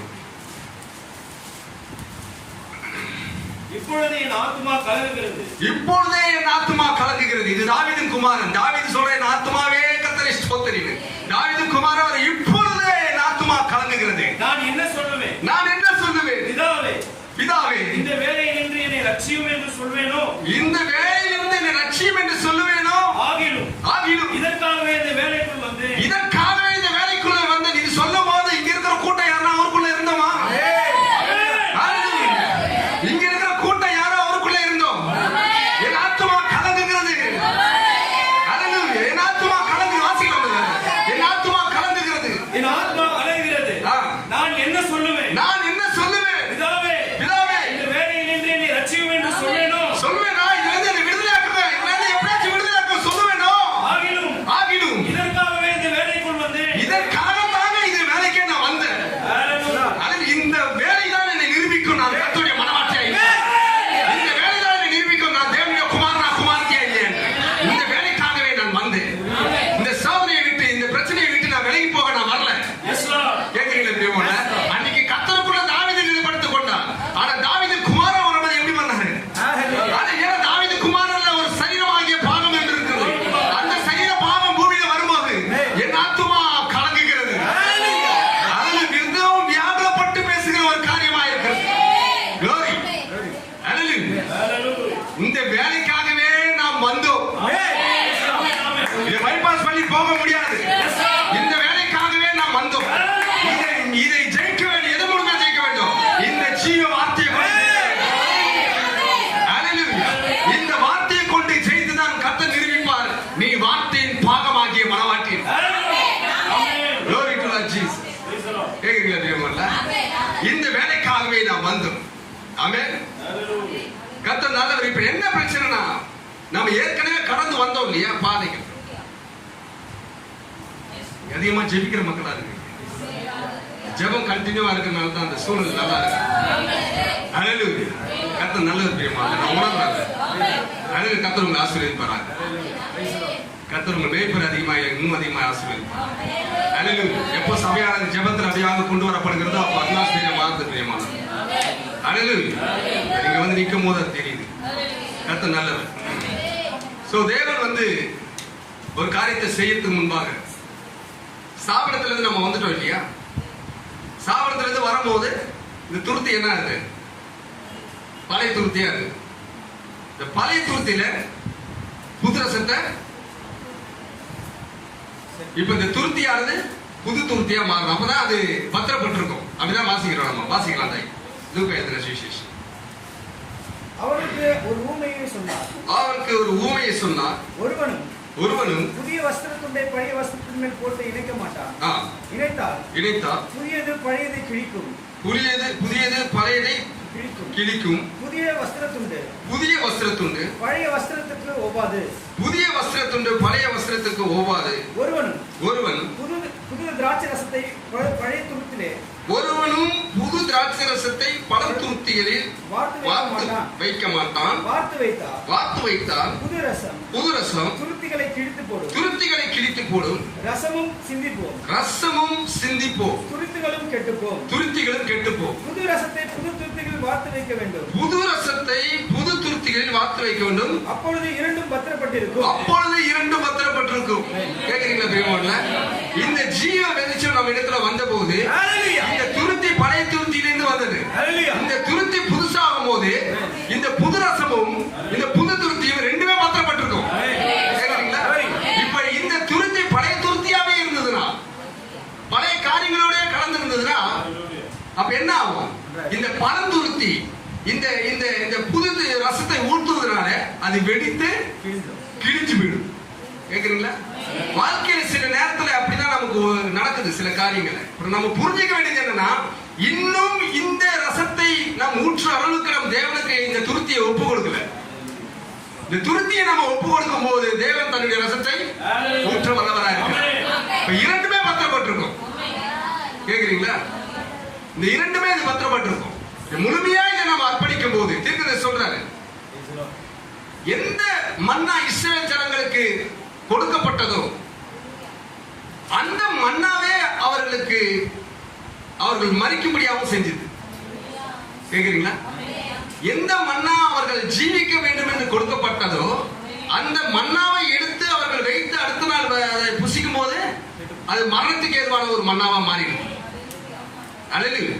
அந்தந்த காலத்துக்கு தேவன் கொடுத்த மன்னாவை அந்தந்த கால மக்கள் புசிக்க வேண்டும். அப்படிதானே? தீர்க்கதரிசி சொல்றார், ஏன் சில மக்களால் வெற்றியை காத்துக்கொள்ள முடியவில்லை என்ற செய்தியை 30 சொல்றாங்க. இப்போது நீங்கள் செய்தியை அவ்வளவு சுலபமாக பழைய கால நம்பிக்கையாளர்களிடம் கொண்டு போக முடியாது. செய்தியை பழைய கால நம்பிக்கையாளர்களிடம் கொண்டு போக முடியாது. ஏன்னா நான் அதை ஃபேஸ் பண்றேன். ஏன்னா செய்தி மக்கள் யாரும் கூப்பிடலாங்க. எனக்கு என்ன நோக்கம்னா, செய்தி அறியாத மக்கள் தான் வரணும். சின்ன இடம்னால செய்தியை அறியாத மக்கள் இடத்துல அவங்கள வர உட்கார வச்சு அவங்களுக்கு அந்த ஆதியாகமத்துல இருந்து எடுத்து பாரு. ஆதியாகம் 1, 2 ஒரு 2 அதிகாரம் மட்டும் கிட்டத்தட்ட ஒரு 6 பாகமா பார்த்துட்டு இருக்கோம். கேக்குறீங்களா? 7வது பாகம் அந்த 3வது அதிகாரத்துல இப்பதான் வந்திருக்கும். சோ அவங்களுக்கு பேசிக் அந்த இதை இது பண்ணாதான் தெரியும். செய்தி நம்ம மக்கள் நம்ம சபையில நிறைய பேர் நம்ம கேட்கிறோம். சோ அறியாத மக்கள் ஒருத்தங்க இருக்கிறாங்க. அந்த மக்களை இந்த செய்திக்குள்ளாக கொண்டு வருவதற்கு எடுத்த உடனே நம்ம எல்லாத்தையும் சொல்லிட முடியாதுன்றதுனால அது கொஞ்சம் கொஞ்சமா ஆதியாகமத்திலிருந்து அப்படியே கொண்டு வரும். தேவன் நல்லவர். இப்ப அவர்களிடத்துல நம்ம கொண்டு போகும்போது அப்பதான் புரியுது எனக்கு இந்த ரொம்ப கடினமான ஒரு சூழல். அப்ப எனக்கு தீர்க்கதரிசி சொல்றது எனக்கு அதை புரிய ஆரம்பிக்குது. வேதாகமத்தில் அதை குறித்து வெகு காலத்துக்கு முன் இயேசு பேசி இருக்கிறார். அவர் புது திராட்சை மதுபானத்தை பழைய துருத்தியில் வார்த்து வைக்க முடியாது என்று கூறியிருக்கிறார். புது திராட்சை மதுபானத்தை பழைய துருத்தியில் வார்த்து வைக்க முடியாது என்று கூறியிருக்கிறார். அதற்கு அர்த்தம் என்னவென்று அடிக்கடி நான் வியந்ததுண்டு. புது திராட்சை மதுபானத்தை பழைய துருத்தியில் வார்த்து வைத்தல் என்று அவர் சொன்னபோது நம்முடைய கர்த்தர் எதை தெரிவிக்கிறார்? நல்லது. அது என்ன வித்தியாசத்தை உண்டு பண்ண போகிறது என்று நான் நினைத்தேன். காரணம் இன்றைக்கு நாம் கண்ணாடி பாட்டில்களை மட்டுமே உபயோகப்படுத்துகிறோம். எனவே அது பழையதோ அல்லது புதியதோ அது எந்த ஒரு வித்தியாசத்தையும் உண்டு பண்ண போவதில்லை. ஆனால் கிழக்கத்திய நாடுகளுக்கு ஆசியாவின் கிழக்கு பகுதிகள் சென்ற போது அந்நாட்களில் அவர்களுடைய தண்ணீர் குடுவைகள் மிருகத்தினுடைய தோலில் செய்யப்பட்டது என்று அறிந்து கொண்டு மிருக தோலினால் ஆன மதுபான துருத்தி அது பழையதாய் காய்ந்து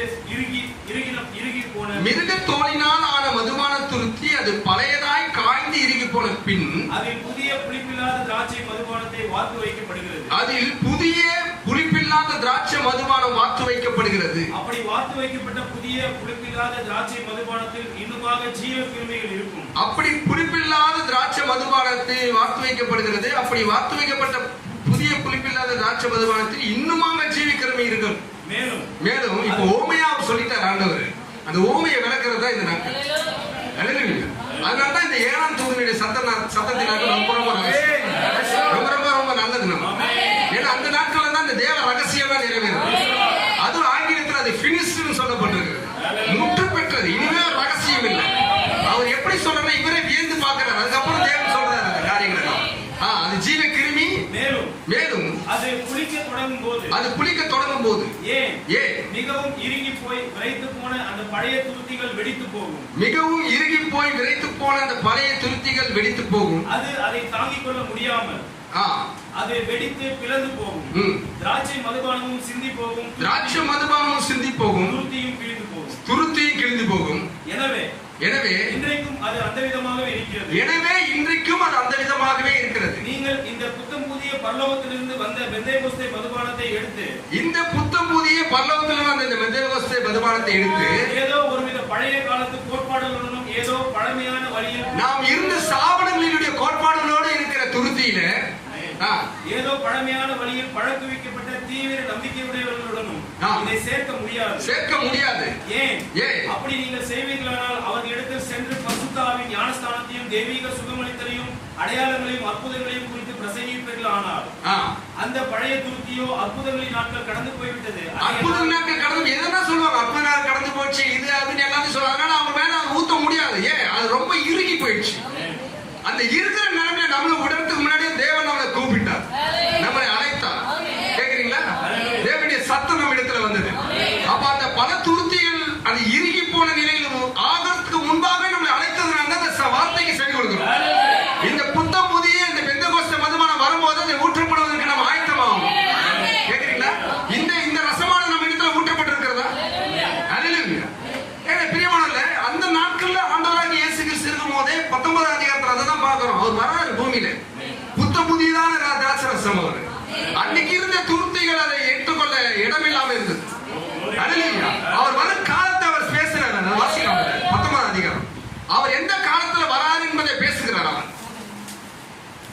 உனக்கு கிடைத்த இந்த நாட்களிலாவது உன் சமாதானத்துக்கு ஏற்றவரை நீ சிந்தித்திருப்பாய், உனக்கு நலமாயிருக்கும் சொல்றார். அவர் வந்த காலத்தை அவர்கள் அறியாது போனார்கள். எல்லாத்துக்கும் ஒரு காலத்தை வைத்திருக்கிறார் தேவன். அவர் வருவதற்கான காலம் வாசிக்கலாம்.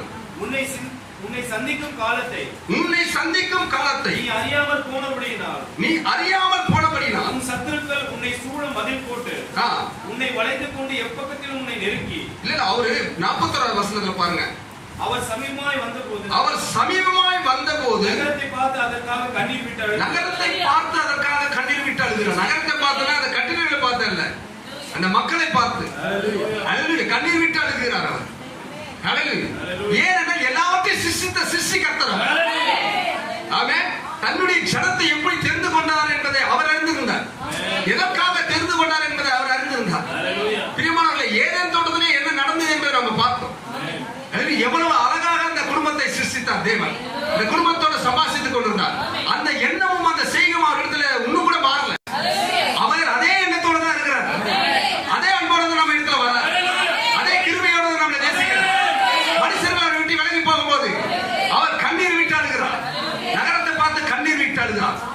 அடுத்தது சொல்றாரு, உனக்கு கிடைத்த இந்த நாளிலாகிலும் உன் சமாதானத்துக்கு ஏற்றவைகளை நீ அறிந்திருந்தாயானா. சமாதானத்துக்கு நம்ம வாழ்க்கையில சமாதானம் இல்லை அப்படின்ற ஒரு காரியம் வருதுனாவே நம்ம இன்னும் தேவனை அறிய வேண்டிய பிரகாரம் அறியல, கிட்டி சேர வேண்டிய பிரகாரம் சேரலன்னு அர்த்தம். ஏனென்றால் அவர் சமாதான பிரபு. அந்த சமாதான பிரபு வரும்போது அவரை ஏற்றுக்கொள்ளாதனால்தான் இவர் சொல்றாரு, உன் சமாதானத்துக்கு ஏற்றவர்களை நீ அறிந்திருந்தாயானா நலமாயிருக்கும். இப்பொழுதோ அது உன் கண்களுக்கு மறைவாய் இருக்கிறது. நீ அவரை தேட வேண்டிய விதத்தில் தேடல. அதனால்தான் உன் பிரச்சனைக்கு அதிகமா சூழ்ந்து இருக்கு. கேக்குறீங்களா? இது தேட வேண்டிய விதத்துல நீங்க அவரை தேடல, கிட்டி சேர வேண்டிய விதத்துல சேரல. நாம் ஆராதிப்போம், நம்ம ஜெபிப்போம், நம்ம வேத வாசிப்போம், தேவனுடைய ஆலயத்துக்கு எல்லாம் செய்வோம். கேக்குறீங்களா? சாப்பிடுமே இது செய்து. ஆனா இருவருக்கு என்ன காரியம்? கேக்குறீங்களா? ஆபேலுக்கும் காயினுக்கும் இருக்கிற ஒரு வெளிப்பாடு என்ன? எந்த ஆராதனை ஏற்றுக்கொள்ளப்பட, அந்த ஆராதனை ஏற்றுக்கொள்ளப்படத்தக்க ஆராதனையை நம்ம ஒருவருடைய ஆராதனை இருக்க வேண்டும். கேக்குறீங்களா? பிரியமானவர்களே, அவருடைய பார்வையில அவர் பார்க்க வேண்டும். நித்தம் நம்மை நடத்துகிற தேவன் அவர். நித்தமும் நம்மை பார்க்கிற தேவன் அவர். அவர் பார்வை விட்டு விலகிட்டா நம்ம அவ்வளவுதான். கேக்குறீங்களா? பிரியமானவர்களே, அவர் சொல்றாரு பாருங்க, உன் சமாதானத்துக்கு ஏற்றவை நீ அறிந்திருந்தாயான நலமா இருக்கும். இப்பொழுதோ அவைகள் உன் கண்களுக்கு மறைவாய் இருக்கிறது. உன்னை சந்திக்கும் காலத்தை நீ அறியாமல் போனபடினால் தன்னுடைய தீர்க்கதரிசிகளை கொண்டு போதிச்சார். அவங்க தன்னுடைய தீர்க்கதரிசிகளை கொண்டு தேவன் எப்படி வருவார், அவர் எப்படி வருவார், மேசியா எப்படி வருவார், எல்லாவற்றையும் சொன்னார். எந்த நேரத்தில் வருவார், எப்படி வருவார், எல்லாத்தையும் சொன்னார். கேக்குறீங்களா? எல்லாவற்றையும் சொல்லி கூட இந்த சமாதான பிரபுவை தூக்கி சிறுவர் அணைக்கிறதுக்கு அவங்க ஒப்பு கொடுக்கிறார். சமாதான பிரபுவுக்கு அவருடைய ஆலயத்தில் இடம் கூடாதபடி தள்ளி விடுறார். அவருடைய வார்த்தையை ஏற்றுக்கொள்ளாதபடி அவர்களை நிராகரிக்கிறார்கள். சொன்னார், காலத்துல அந்த புல்பீட்டுக்கு இருக்க மரியாதை போயிடுச்சு.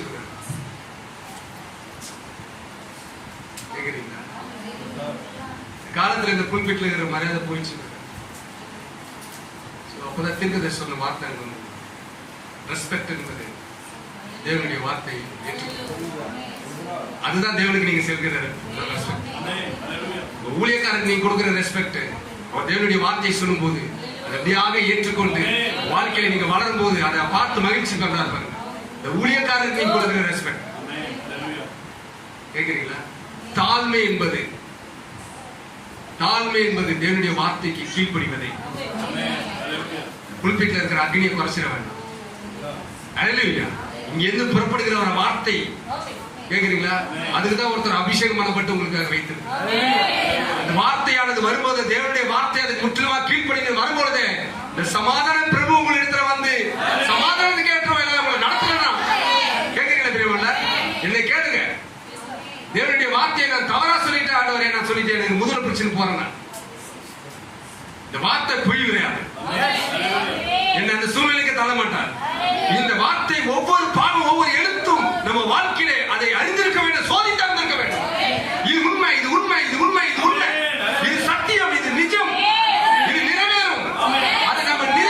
அதை நம்ம உணராம எப்படி நம்ம பரலோக ராஜ்யத்துக்கு வருவோம்? கேக்குறீங்க? அவர் உண்மையுள்ள தேவன் இல்லையா? நிஜமான தேவன். அவர் நிஜத்தில் நம்ம பார்க்க போறோம். அப்பேற்பட்ட தேவன் அவர் சொல்றாரு, உன்னை சந்திக்கும் காலத்தை நீ அறியாமல் போனபடினா சத்துருக்கள் உன்னை சூழ மதில் போட்டு உன்னை வளைத்து போட்டு எப்பக்கத்திலும் உன்னை நெருக்கி உன்னையும் உன்னில் உள்ள உன் பிள்ளைகளையும் தரையாக்கி போட்டு உன்னிடத்தில் ஒரு கல்லின் மேல் ஒரு கல்லிடாதபடிக்கு நாட்கள் வரும் என்றார். பின்பு அவர் தேவாலயத்தில் பிரவேசித்து அதில் விற்கிறவர்களையும் கொள்ளுகிறவர்களையும் புறம்பே துரத்து தொடங்கி என்னுடைய வீடு ஜெப வீடா இருக்கிறது எழுதி இருக்கிறது. நீங்களோ அதை கல்லர் குகையாக்கினீர்கள் என்றார். என்னுடைய வீடு அவருடைய வீடு நாம தான். அந்த தேவாலயத்துக்குள்ள போய் அவர் பேசினாரு. கேக்குறீங்க? இன்னைக்கு ஒவ்வொரு வாரமும் உங்க மேற்பரவாளர் அல்லது ஊழியக்காரர்கள் கூட நீங்க அவர் பேசும்போது அந்த வார்த்தை உங்க இடத்துல வரும்போது அவருடைய வீடு சுத்திகரிக்கப்பட வேண்டும். இந்த துருத்தியானது புது துருத்தியா மாறும்போதுதான் இந்த பரலோக இந்த திராட்சரசமானது உள்ளே வார்த்து வைக்கப்படும். 2 பத்திரப்பட்டிருக்கும். கேக்குறீங்களா பெரியவங்கள? இந்த வார்த்தையினால நீங்கள் நிரப்பப்படும் போது, வார்த்தையினால நீங்கள் சுத்திகரிக்கப்படும் போது, இந்த வார்த்தைக்கு நீங்கள் கீழ்ப்படிந்து ஏற்றுக்கொள்ளும் போது ஏதோ ஒரு காரியம் நம்ம வாழ்க்கையில் நடக்கும். இதை நீங்க நிராகரிக்கும் போதுதான் இந்த மதில்வானது கட்டப்படுது. அவன் சாதாரணத்துக்கு வரமாட்டான், நம்ம இடம் கொடாம வரமாட்டான். கேக்குறீங்களா பெரியவங்கள? நம்ம இடம் கொடாம வரமாட்டான். நான் இப்ப அந்த இடத்த ஒரு சின்ன காரியத்தை மட்டும் ஆதியாகமத்துல பார்த்து நான் அதை பாருங்க, எப்படி வராம பாருங்க. ஏவாள் கிட்ட எப்படி வந்தான்னு பாருங்க. அப்பதான் நமக்கு தெரியும் இந்த சூழல்லாம் ஏன் நடக்குது, எவ்வளவு பிரச்சனை இருக்கிறோம் தெரியாது எனக்கு. பாஸ்டர் சொல்லுங்க,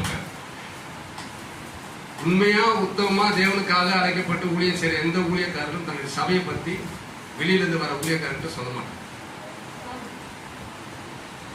பாஸ்டர் நல்ல குணம், கர்த்தர் நல்லது, எல்லாத்தையும் அவர் சமைக்கிறார். அதுக்குதான் அந்த தோலை கொடுத்துருக்கிறார் ஆண்டவர். கர்த்தர் நல்லது, அவர் தேவனும் அவரும் நல்லது தெரியுமா? அந்த ஏதோ தோட்டத்தில் நடந்ததை பாருங்க. தேவனாகிய கர்த்தர் உண்டாக்கி சகல காட்டு ஜீவன்கள் இருக்கு இல்லையா, அது ஆங்கிலத்தில் மிருகம் என்று சொல்லப்படுது. சகல காட்டு மிருகங்களிலும் சர்ப்பமானது தந்திரமுள்ளதா இருந்தது. இது சப்ஜெக்ட் கிடையாது, இருந்தாலும் அதை கொண்டு போறேன். அது ஸ்திரீயை நோக்கி நீங்கள் தோட்டத்தில் உள்ள சகல விருட்சங்களின் கனியை புசிக்க வேண்டாம் என்று தேவன் சொன்னது உண்டோ என்பது. தேவன் சொன்னது உண்டோ? இவன் ஆதாம் கிட்ட வரல, ஆதாம் கிட்ட தான் வார்த்தை வந்தது.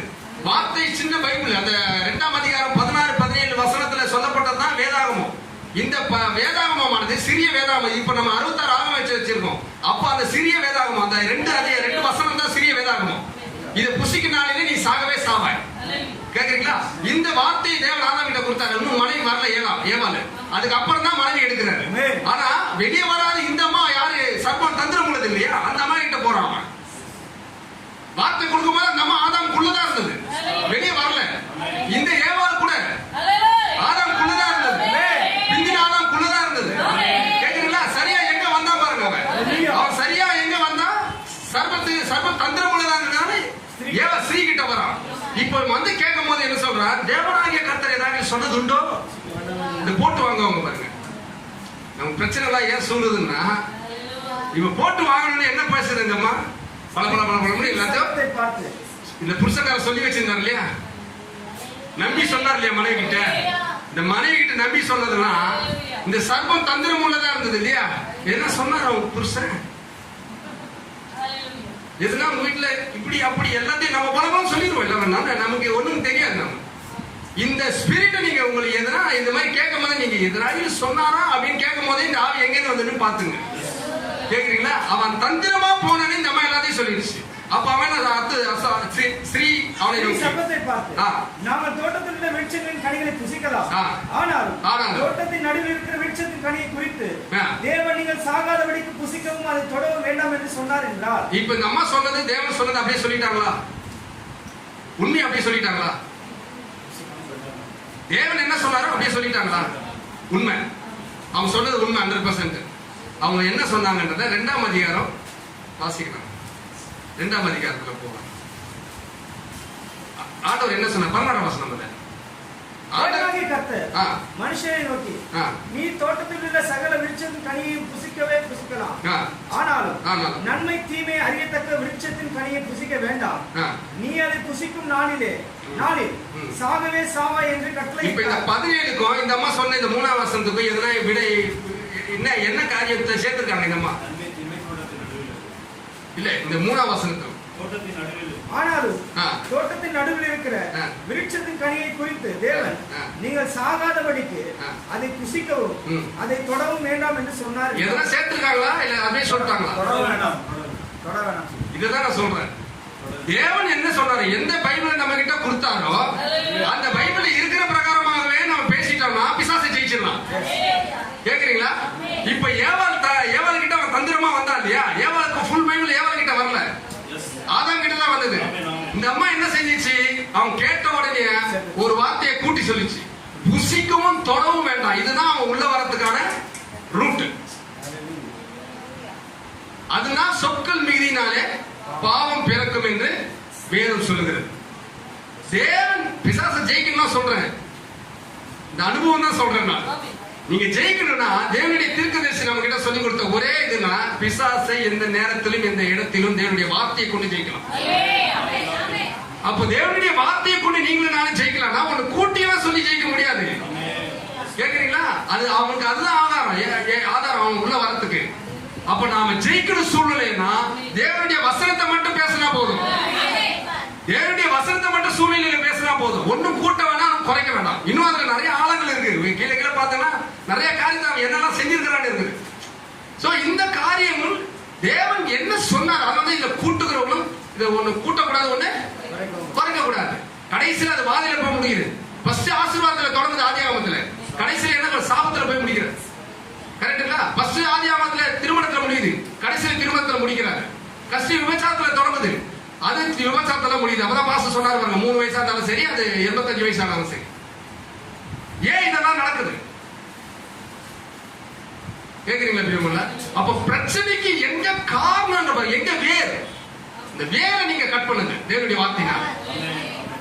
அந்த வேரை எடுத்துட்டோம்னா அப்ப தேவனுடைய வார்த்தையினால நம்ம விதைக்கப்படுவோம். அப்போ எந்த விதை விதைக்கப்படுகிறதோ தேவனுடைய பிரமாணம், அந்த விதையுடைய காரியம் தான் வெளியே வரணும். ஹல்லேலூயா. ரொம்ப காலமா இந்த உலகத்தின் வேர்னால விதைக்கப்பட்டிருந்த எல்லாமே நம்ம எடுத்துட்டு தேவனுடைய வசனத்தினால நம்ம விதைக்கப்பட்டோம்னா அது வெளியே வரும். அது ஜாதி பிரகாரமாக வெளியே வரும். ஆப்பிள் விதைச்சு ஆப்பிள் தான் வரணும். கேக்குறீங்களா பெரியவங்கள?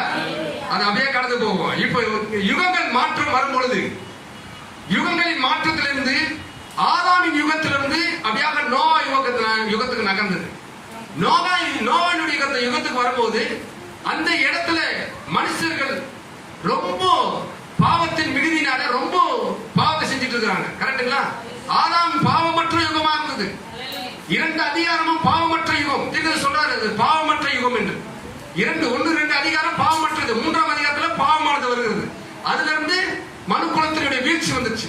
இதுல எல்லாவற்றையும் வந்த பிறகு இந்த நோவாவின் காலம் வரும்போது அந்த இடத்துல தேவகுமாரர்கள் மனுஷ குமார்த்திகள் அதிக சௌந்தரியம் உள்ளவர்கள் என்று கண்டு, கேக்குறீங்களா, பாவத்தில் விடுறாங்க திருப்பி. இப்போ தேவன் அந்த மனுஷனை சிருஷ்டித்ததுக்கு மிகவும் விசனப்படுறார், வேதனைப்படுறார். கரெக்டுங்களா? மிகவும் விசனமும் வேதனை படுறாரு. நோவாவின் நாட்கள் நடந்தது போலவே மனுஷகுமார் நாட்கள் நடந்திருப்பார். அதுக்கு ஒத்த காலம் தான் இந்த காலம். இன்னைக்கு அவருடைய இருதயம் எப்படி இருக்கும் பாத்துங்க. கேக்குறீங்களா? மறுரூபப்படுத்தப்பட்ட தேவனுடைய வல்லமை என்ற செய்தியில ஒரு காரியத்தை திருக்க சொல்றார். வாசிக்கிற பாருங்க. ஏற்கனவே உங்களுக்கு வாசித்தனா தெரியல, இருந்தாலும் கேட்கலாம். பேஜ் நம்பர் 28, 112, 13, 14 அந்த பேராக்களை வாசிக்கிறேன். தேவனுடைய மறுரூபப்படுத்தப்பட்ட தேவனுடைய வல்லமை. தேவன் தம்முடைய வார்த்தையாக விதையின் மூலம் அவருடைய வார்த்தையின் ஒரு விதையினூடாக வார்த்தையை உயிர்ப்பிக்கக்கூடிய ஒரே ஒரு காரியம் மாத்திரமே உண்டு. அது ஆவியாகும். அது ஆவியாகும். தேவன் தம்முடைய இதுல பிரிண்ட் எப்படி பண்ணிருக்காங்கன்னா, தேவன் தம்முடைய வார்த்தையாகிய விதையின் மூலம் ஒன்று மாத்திரமே வார்த்தையை உயிர்ப்பிக்க முடியும். அதுதான் ஆவி. ஒன்று மாத்திரமே வார்த்தையை உயிர்ப்பிக்க முடியும். அது மாதிரி தேவனுடைய ஆவி. அதுவே வார்த்தைக்கு ஜீவனை அளிக்கிறதா இருக்கிறது. வார்த்தைக்கு ஜீவனை அளிக்கிறதா இருக்கிறது. தேவனுடைய ஆவிதான் வார்த்தைக்கு ஜீவன் அளிக்கிறது. கரெக்ட்டுங்களா? வார்த்தையில் உள்ள ஜீவன், வார்த்தையில் உள்ள ஜீவன் ஆவியின் ஜீவனை சந்திக்கும் போது, வார்த்தையில் உள்ள ஜீவன் ஆவியின் ஜீவனை சந்திக்கும் போது அது வித்து என்னவா இருக்கிறதோ அதை உற்பத்தி செய்கிறது. அது வித்து என்னவா இருக்கிறதோ அதை உற்பத்தி செய்கிறது. நான் பார்த்தோம் இல்லையா? ஆதியாகமம் 1ஆம் அதிகாரம் 11, 12 வசனத்தை பார்த்தீங்கன்னா, தேவனாகிய கர்த்தர் அதனதின் ஜாதியின் பிரகாரமாகவே அதனதின் விதையை முளைக்க செய்கிறார். இது பிரமாணம். இப்போ இங்க என்ன சொல்றாரு? அதுதான் ஆவி. அதுவே வார்த்தைக்கு ஜீவனை அளிப்பது. வார்த்தையில் உள்ள ஜீவன் ஆவியின் ஜீவனை சந்திக்கும் போது, இப்போ பரத்திலிருந்து வார்த்தை மாம்சமாகி, ஆதியில வார்த்தை இருந்தது, அந்த வார்த்தை தேவனிடத்தில் இருந்தது, அந்த வார்த்தையே தேவனா இருந்தது, அந்த வார்த்தை தான் மாம்சமானது. கரெக்டுங்களா? அந்த மாம்சமான வார்த்தை யோர்தான் நதியில வரும்போது தேவனுடைய ஆவியை சந்திக்கிறது இந்த ஜீவன். இந்த வார்த்தையில் உள்ள ஜீவன் ஆவியின் ஜீவனை சந்திக்கும் போது விதை என்னமாய் உள்ளதோ அதையே தோன்ற செய்கிறது. அப்புறம் சத்தம், இவரின் நேசகுமாரன், இவரில் பிரியமா இருக்கிறேன். கரெக்டுங்களா? இப்ப அவர் மட்டும் அப்படி கிடையாது. இப்போ வார்த்தையின் பாகம் பூமியில வந்தது. வார்த்தையின் பாகம் வரும்போது இந்த வார்த்தைக்கு ஜீவன், இந்த வார்த்தைக்கு பாகத்துக்கு ஜீவனை அளிப்பது தேவனுடைய ஆவிதான். கேக்குறீங்களா? தேவனுடைய ஆவி, வார்த்தையில் உள்ள ஜீவன். இப்ப இந்த வார்த்தையின் பாகத்தில் உள்ள ஜீவன், நமக்குள்ள ஜீவன் இருக்கு இல்லையா? இந்த வார்த்தையின் பாகத்தில் உள்ள ஜீவன், அதுதான் சரீரமாகிய சபை. இந்த வார்த்தையின் பாகத்தில் உள்ள ஜீவன் ஆவியின் ஜீவனை சந்திக்கும் போது, இதுதான் மறுபடியும் பிறந்த அனுபவம். இந்த அனுபவத்தை ஒரு மனிதன் அடையும் போது வார்த்தையின் பாகத்தை, அந்த வார்த்தையின் ஜீவன் இந்த ஆவியின் ஜீவனை சந்திக்கும் போது விதை என்னவாய் உள்ளதோ அதை முளைக்க செய்கிறது. இது கிறிஸ்துவின் பாகமாக, உண்மையாக தேவனுடைய சமூகத்திலிருந்து வந்த அவருடைய சரீரமாகிய வார்த்தையாகிய பாகமாய் இருந்தா அவரை பிறப்பிக்கும். இது Glory to Lord Jesus. ஏன் அநேகரால வார்த்தையில நிற்க முடியல? ஏன் அநேகரால இந்த வார்த்தைக்கு புறமாய் அநேக உபதேசங்கள் இந்த வார்த்தையிலிருந்து எடுத்துக்கொண்டு போக முடிகிறது? ஏனென்றால் இந்த அசலான வார்த்தையிலிருந்து அவர்கள் வரவில்லை. அவர்கள் இந்த அசலான வார்த்தையிலிருந்து வந்திருந்தாங்கன்னா தேவனுடைய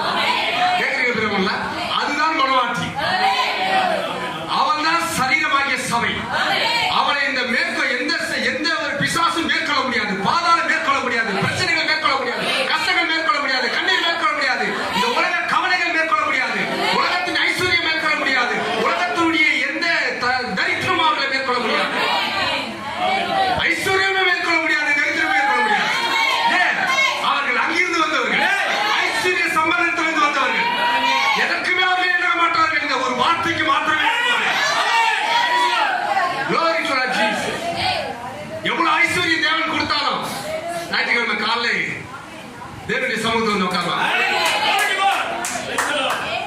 கேக்குறீங்களா பிரியமானவர்களே?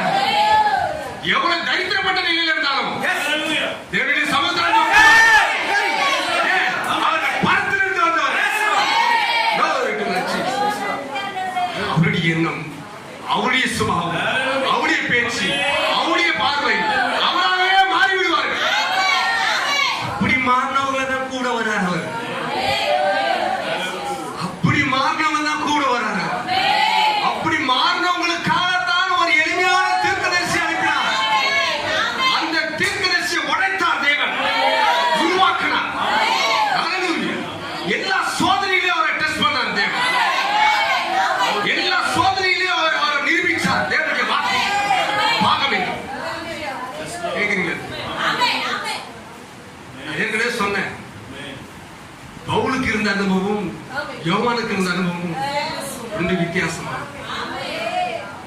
யோவான் எழுதும் போது சொல்றாரு, நாங்கள் கண்ணார கண்டதும் காதார கேட்டதும், கேக்குறீங்களா, நாங்கள் நோக்கி பார்த்ததுமாகிய ஜீவசனத்தை கொண்டு பேசுகிறோம் என்று சொல்லுகிறார்.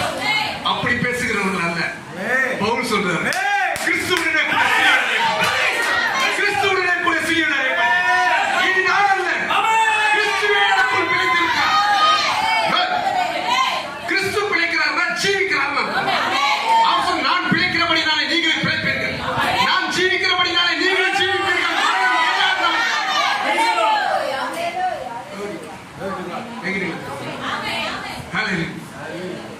ஜீவிக்கிறபடினாலே நீங்கள் யுகங்களின் மாற்றம் ஒன்றாக மாறி மாறி மாறி மாறி கடைசியில மோசே காலத்திலிருந்து மோசையின் காலத்திலிருந்து மோசையின் காலத்தில் வரும்போது நியாயப்பிரமாண காலம் வந்தது. நியாயப்பிரமாணம் ஒருத்தரை பாவத்திலிருந்து மீட்க முடியாது. கேக்குறீங்களா? அது நமக்காக கொடுக்கப்பட்ட உபாதி என்று காலத்தில் எழுதுறார் பவுல் தான். பாவம் இன்னது என்று நமக்கு உணர்த்துறது, பாவத்திலிருந்து மீட்க முடியல. பாவத்திலிருந்து மீட்க நான் சுருக்கமாக முடிச்சிடறேன். நான் மணி 12 ஆக போகுது.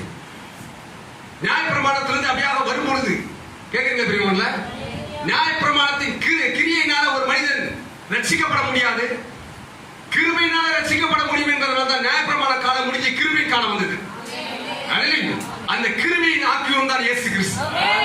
எபிரேயர் செய்தியில பேசுறாரு, 4ஆம் அதிகாரத்துல பேஜ் நம்பர் 213 105 பேசுறாரு. இயேசு கிறிஸ்துவோடு யுகங்கள் மாறுகிறது. நியாயப்பிரமாணத்திலிருந்து கிருபைக்கு, கிரியையிலிருந்து கிருபைக்கு, நீங்கள் செய்கிற ஏதோ ஒரு காரியத்திலிருந்து தேவன் என்ன செய்துள்ளார் என்பதற்கு உங்களுடைய சொந்த தகுதிகளின் பேரில் இல்லாமல் அவருடைய தகுதியின் பேரில் என்பதாய் உள்ளது. அது மாறிவிட்டது. நாம என்ன செய்தோன்றதுனால நம்ம பரலோகராஜ்யம் கொடுக்கல. பரலோகராஜ்யம் எது கொடுக்கப்பட்டதுன்னா, அவர் என்ன கல்வாரியில செய்தார் என்பதின் அதன் ஆதாரப்பட்டதுனாலதான் நம்ம பரலோகராஜ்யம் கிடைக்குது. கேக்குறீங்களா பிரியமானவர்களே? இப்ப கூட நம்ம பார்க்கும் போது அவர் வெறுமையா பார்க்கல. அவர் சிலுவையிலே என்ன ரத்தத்தை சிந்தினாரோ அந்த சுய ரத்தத்தினால சம்பாதித்த சபையை அவர் பார்க்கும் போது அந்த ரத்தத்தினூடாக தான் பார்க்கிறார். அதனாலதான் நம்ம ஜீவிக்கிறோம். அந்த ரத்தம் தான் நம்மளை மூடி இருக்கிறது. உங்களுடைய ஆவிக்கிற கண் திறக்கப்படுதுன்னா இந்த இடம் முழுவதும் அவரோட ரத்தத்தினால அவர் ரத்தம் இல்லை என்றால் நீங்க நானும் துதிக்க முடியாது. அதனாலதான் வானத்துக்கும் பூமிக்கும் மத்தியிலே அவருடைய நிர்வாணமாக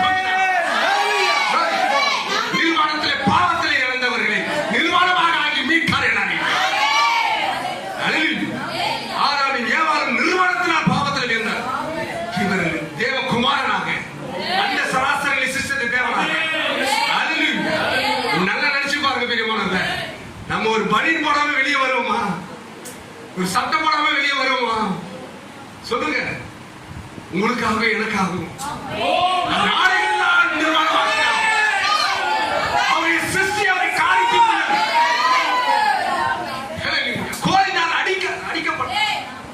முள்முடி சூட்டப்பட்டார். வாரினாலே கசையடிகள் வாங்கப்பட்டது. விழாவிலே குத்தப்பட்டது. ஆதாம் விழாவிலிருந்து வந்தது போலவே, ஏவாள் வந்தது போலவே, இந்த ஏவாள் வருவதற்கான நிர்வாகம் போலவே இப்பேற்பட்ட கிறிஸ்துவம் பாருங்க. நமக்கு இப்பேற்பட்ட கிறிஸ்துவம் பாருங்க. நமக்கு கல்வாரியை ஒவ்வொரு நாளும் நினைவு கூறுகள். ஏன் தீர்க்கதரிசனம் ஞாபகம் இருக்குதா பிரியமானவர்களே? அவர் சாதாரணமா சொல்லிட்டார், ஒவ்வொரு நாளும் கல்வாரியை நினைவு கூறுகள். ஏன் நினைவு கூறுகள் என்று சொன்னார் என்று புரியுதா உங்களுக்கு? கல்வாரி மட்டும் இல்லைன்னா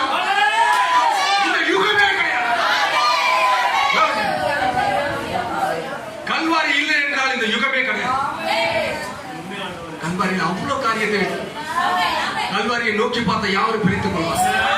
நம்ம பிரச்சனையிலிருந்து பிழைக்கக்கூடிய ஒரு இடம் கல்வாரி. நம்முடைய சூழ்நிலையிலிருந்து ஜெயிக்கக்கூடிய இடம் கல்வாரி.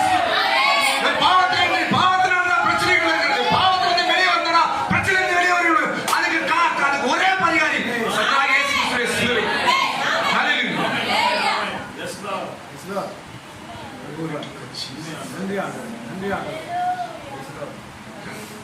உங்களுடைய துதிக்கான மகிமை எல்லாம் கர்த்தராகிய இயேசு இந்த எஜமானனுக்கே போகட்டும். அவர்தான் இன்று வரை உங்களை நடத்தி கொண்டு வருகிறார். இன்று வரை உங்களை போஷித்துக் கொண்டு வருகிறார். புத்திர சுவீகாரத்தை கொடுக்கும்படியாக ஒரே குமாரனை நமக்காக திருவான கோலத்தில் வைத்தார். தேவனுடைய ஆவி உங்களை ஆண்டு கொள்வதாக உங்களை ஆசீர்வதிப்பார்.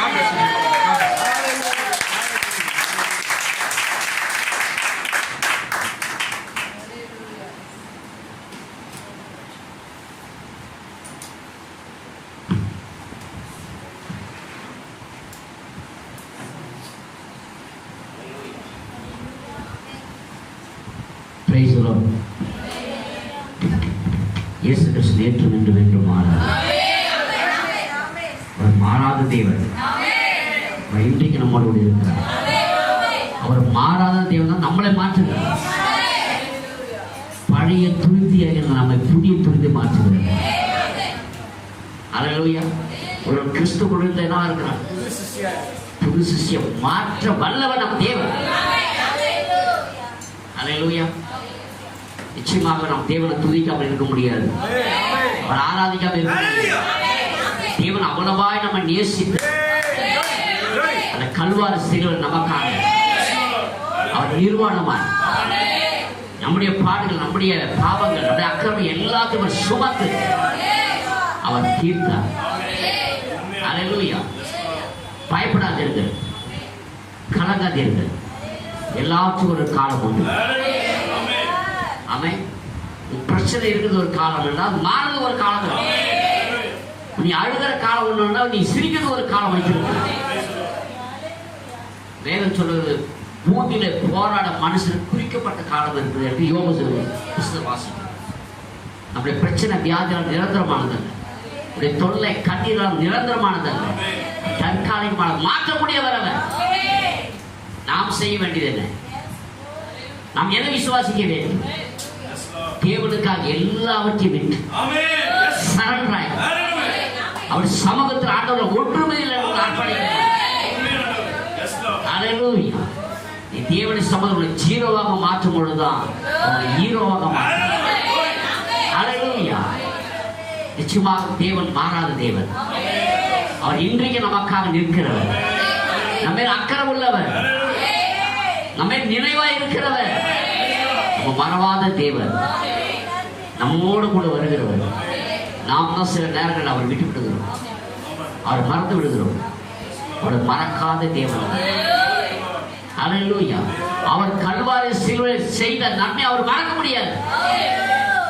எனக்காக தான் அதை செய்தார், உங்களுக்காக தான் செய்தார். அல்லேலூயா. எத்தனை பேர் விசுவாசிக்கிறீங்க? உங்கள் துக்கம் சந்தோஷமாக மாறும். பிரச்சனை மாறும். எப்போது மாறும்? நீ மாறும்போது. அல்லேலூயா. உன்னுடைய எல்லா காத்து விட்டு தேவ சமூகம் நெருங்கி வரும் பொழுது, தேவனுக்காக நீ நிற்கும் பொழுது மட்டும் தேவனுடைய மாற்றி அமைக்க வந்தவர், உன்னை ஆசீர்வதிக்க வந்தவர். தேவனால கூடாத காரியம் ஒன்றுமே இல்லை.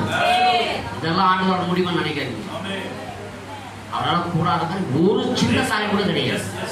எல்லாமே என் தேவனால. ஆமென்.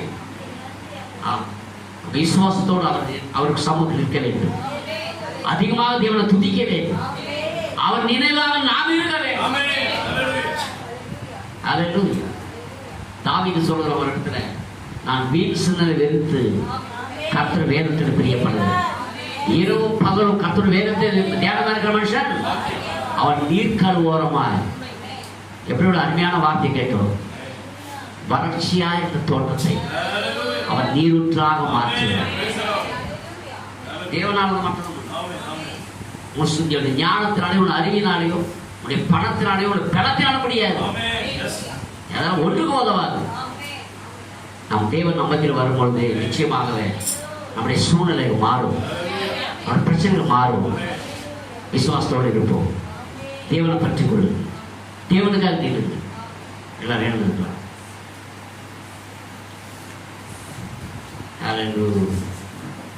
மதுர கீதம் பாடிடுவோம், மன்னன் இயேசு நாமத்தை போற்றிடுவோம். நம்ம அவரை சந்தோஷத்தோடு தேவனை துதிக்கணும். என்னை மாற்றக்கூடியவர், என் பிரச்சனையை மாற்றக்கூடியவர், வியாதி மாற்றக்கூடியவர், என் தொல்லை மாற்றக்கூடியவர் அவர். ஹல்லேலூயா. அவரை பாடி துதிக்கலாம்.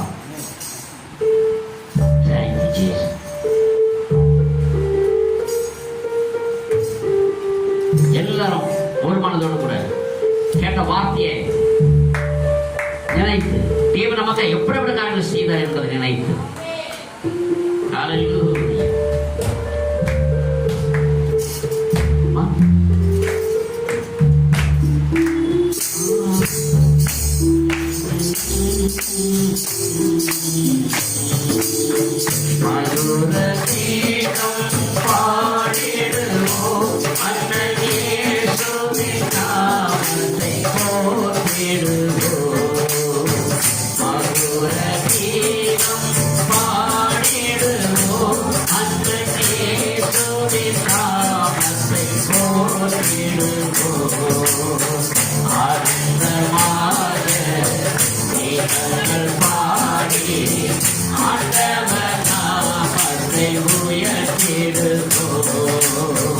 ஆனந்தமாக பாடி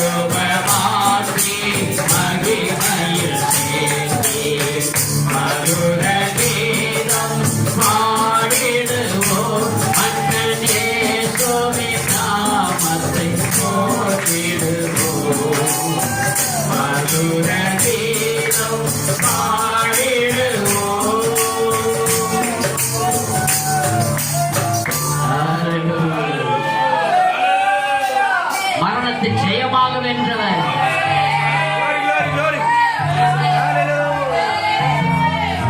அததான் பவுல் சொல்லுகிறார். அப்படி விசுவாசம் எப்படி இருக்குது பாருங்க. மரணமே உன் கூர் எங்கே, பாதாளமே உன் ஜெயம் எங்கே? ஜெயம் கொடுக்கிற தேவனுக்கு ஸ்தோத்திரம் எங்கே? என் ஆண்டவராகிய இயேசு ஜெயம் எடுத்தவர். அவர் ஜெய கிறிஸ்து. அவரை விசுவாசிக்கிற நாமும் மரணத்தை ஜெயிக்கக்கூடிய, அவரோடு கூட மரித்தோமான, அவரோடு கூட உயிர்த்தெழுந்து நமக்காக யாவும் செய்து முடித்தார். யாரை முன்னறிந்தாரோ, யாரை அவர் அழைத்தாரோ, உலகாஸ்திபாகம் முழுவதும் யாரை முன்குறித்தாரோ அவர்களுக்காக தேவன் ஜெயப்பட்டார்.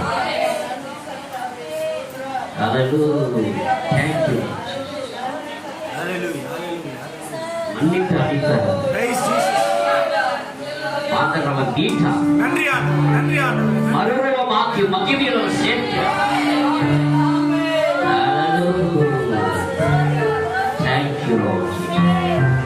அவர் தூதர்கள் போற்றுகிற தேவன். ஓயாமல் பசுத்தர் பசுத்தர் பசுத்தர் பசுத்தர் புரிந்து கொடுத்தார். தீங்கொன்று செய்யாத ராஜன், தான் தீர்க்கிற ஜீவவும் தம்மிடத்தில் வருவார். அவர் தள்ளாத தேவன். இளைப்பாறுதல்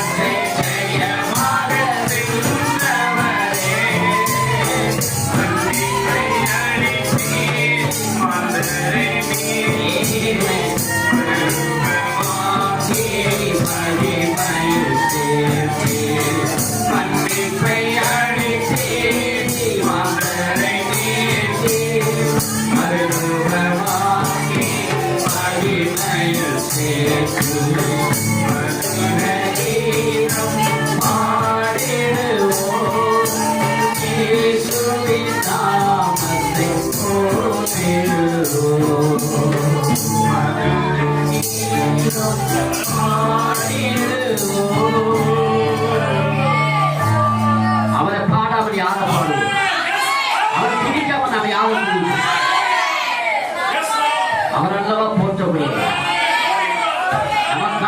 வந்த தேவன், பறந்து விட்டு இறங்கி வந்தது, இனத்த மீட்பராய் வந்தது, நமக்காக நின்றது, நமக்காக நடுவாக நின்றது, மரணத்தும் ஜீவனாக நின்று நடுவாக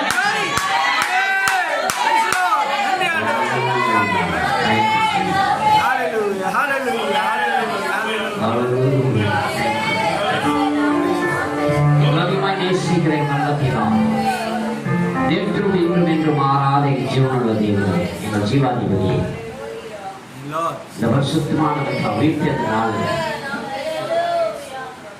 நாங்கள் சமூக கடி கொள்ள முடியாது, ஆராதிக்க முடியாது. ஆண்டவரே, நீர் எங்களோட பேச முடியாது, சத்தத்தை கேட்க முடியாது. நீங்க தந்த கிருபைக்காய் நன்றி, எங்க மேல இரக்கமா இருந்ததுக்காக நன்றி, எங்களை நேசித்ததுக்காக நன்றி.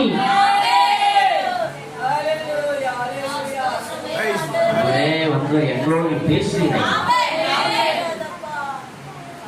செய்தி கொண்ட மகனை நீ ஆசீர்வதிக்கிறார், குடும்பத்தை நீ ஆசீர்வதிக்கிறார். செய்தி கேட்டவர்கள் தேவனத்தில் ஒவ்வொருவரையும் நீ ஆசீர்வதிக்கிறார்.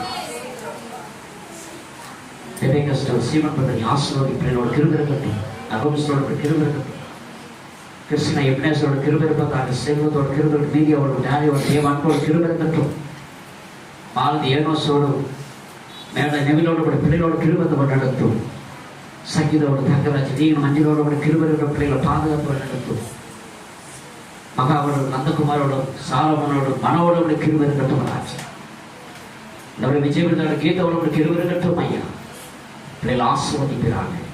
தியானியோட ரூத் ரெபேக்கோட கிருபை இருக்கட்டும், மோச பீர்த்தி அபிகளோட கிருபை இருக்கட்டும். கர்த்தாவே, இமான் பிரதரோட மணி பிள்ளைகளோட கிருபை இருப்பதாக, ஆரோட பிளஸ் ஆனவ ஆசீர்வதி. நம்மளே சந்திரசேகரி ஆசீர்வதி, ஜோஷோ சந்தியா குழுவதை ஆசீர்வதியும் ஆண்டவரே. அல்லேலூயா. ஆண்டவரே, துதிக்கிறோம், துதிக்கிறோம், வர தளப்பட்டிருக்கிறாங்க. கர்த்தாவே, ஆண்டவரே, தேவசபை கனிஷ்ட குடும்பத்தையும் ஆசீர்வதியும். ஜெயசுடன் ராதாஸ்துடன் ஜெபிக்கிறோம், மணிமோச குடும்பத்தில் ஜெபிக்கிற கர்த்தாவே, பிள்ளைகளோடு கிருபை இருப்பதாக, தயவு இருப்பதாக. ஆண்டவரே, ஆண்டவரே எமது ஸ்தோத்திரம். அடியமானவர்களுக்கு கர்த்தாவே தாங்கள் வழிநடத்துவதற்கு நன்றி, எங்கள் ஜீவன் தந்த சுகத்துக்காய் நன்றி ராஜா. அல்லேலூயாவுக்கு நன்றி, நன்றி ராஜா. ஆண்டவரே, இதுவாக தேவை தெய்வம் நம்ம கேட்டுக்கொண்ட குடும்பங்களை நீ ஆசீர்வதி ராஜா. யார் இந்த நிலையில இருக்கிறோம், நீ அறிந்திருக்கிறீர், அவங்களோட பேசினீர், விடுவிக்கிறதுக்காக நன்றி. கற்றோப்பு கொடுக்கிற வழி நடத்தும் ஆசீர்வதிக்கும் ராஜா.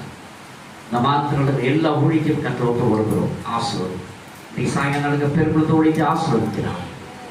பிரயாணங்கள் கிருபைக்கு வழி நடத்தும் ஆசீர்வதி. ஆண்டவரே, நமக்கு நன்றி ராஜா. யாருக்காக செடிக்க மாத்திர பேரான நினைக்கும் அவளை ஆசீர்வதி பெறப்படுத்தும், சுகத்தோடு வீடு சேர கிருபை செய்கிறார். தொடர்ந்து நடத்தும் காத்திரவு. எல்லா துதி கனம் மகிமை உமக்கு செலுத்துகிறேன். இயேசு கிறிஸ்துவின் நாமத்தில் ஜெபிக்கிறேன் பிதாவே. ஆமென். யாவர் சேர்ந்து ஆமென் சொல்லுவோம். ஆமென். God bless you. கர்த்தர் உங்களை ஆசீர்வதிப்பார்.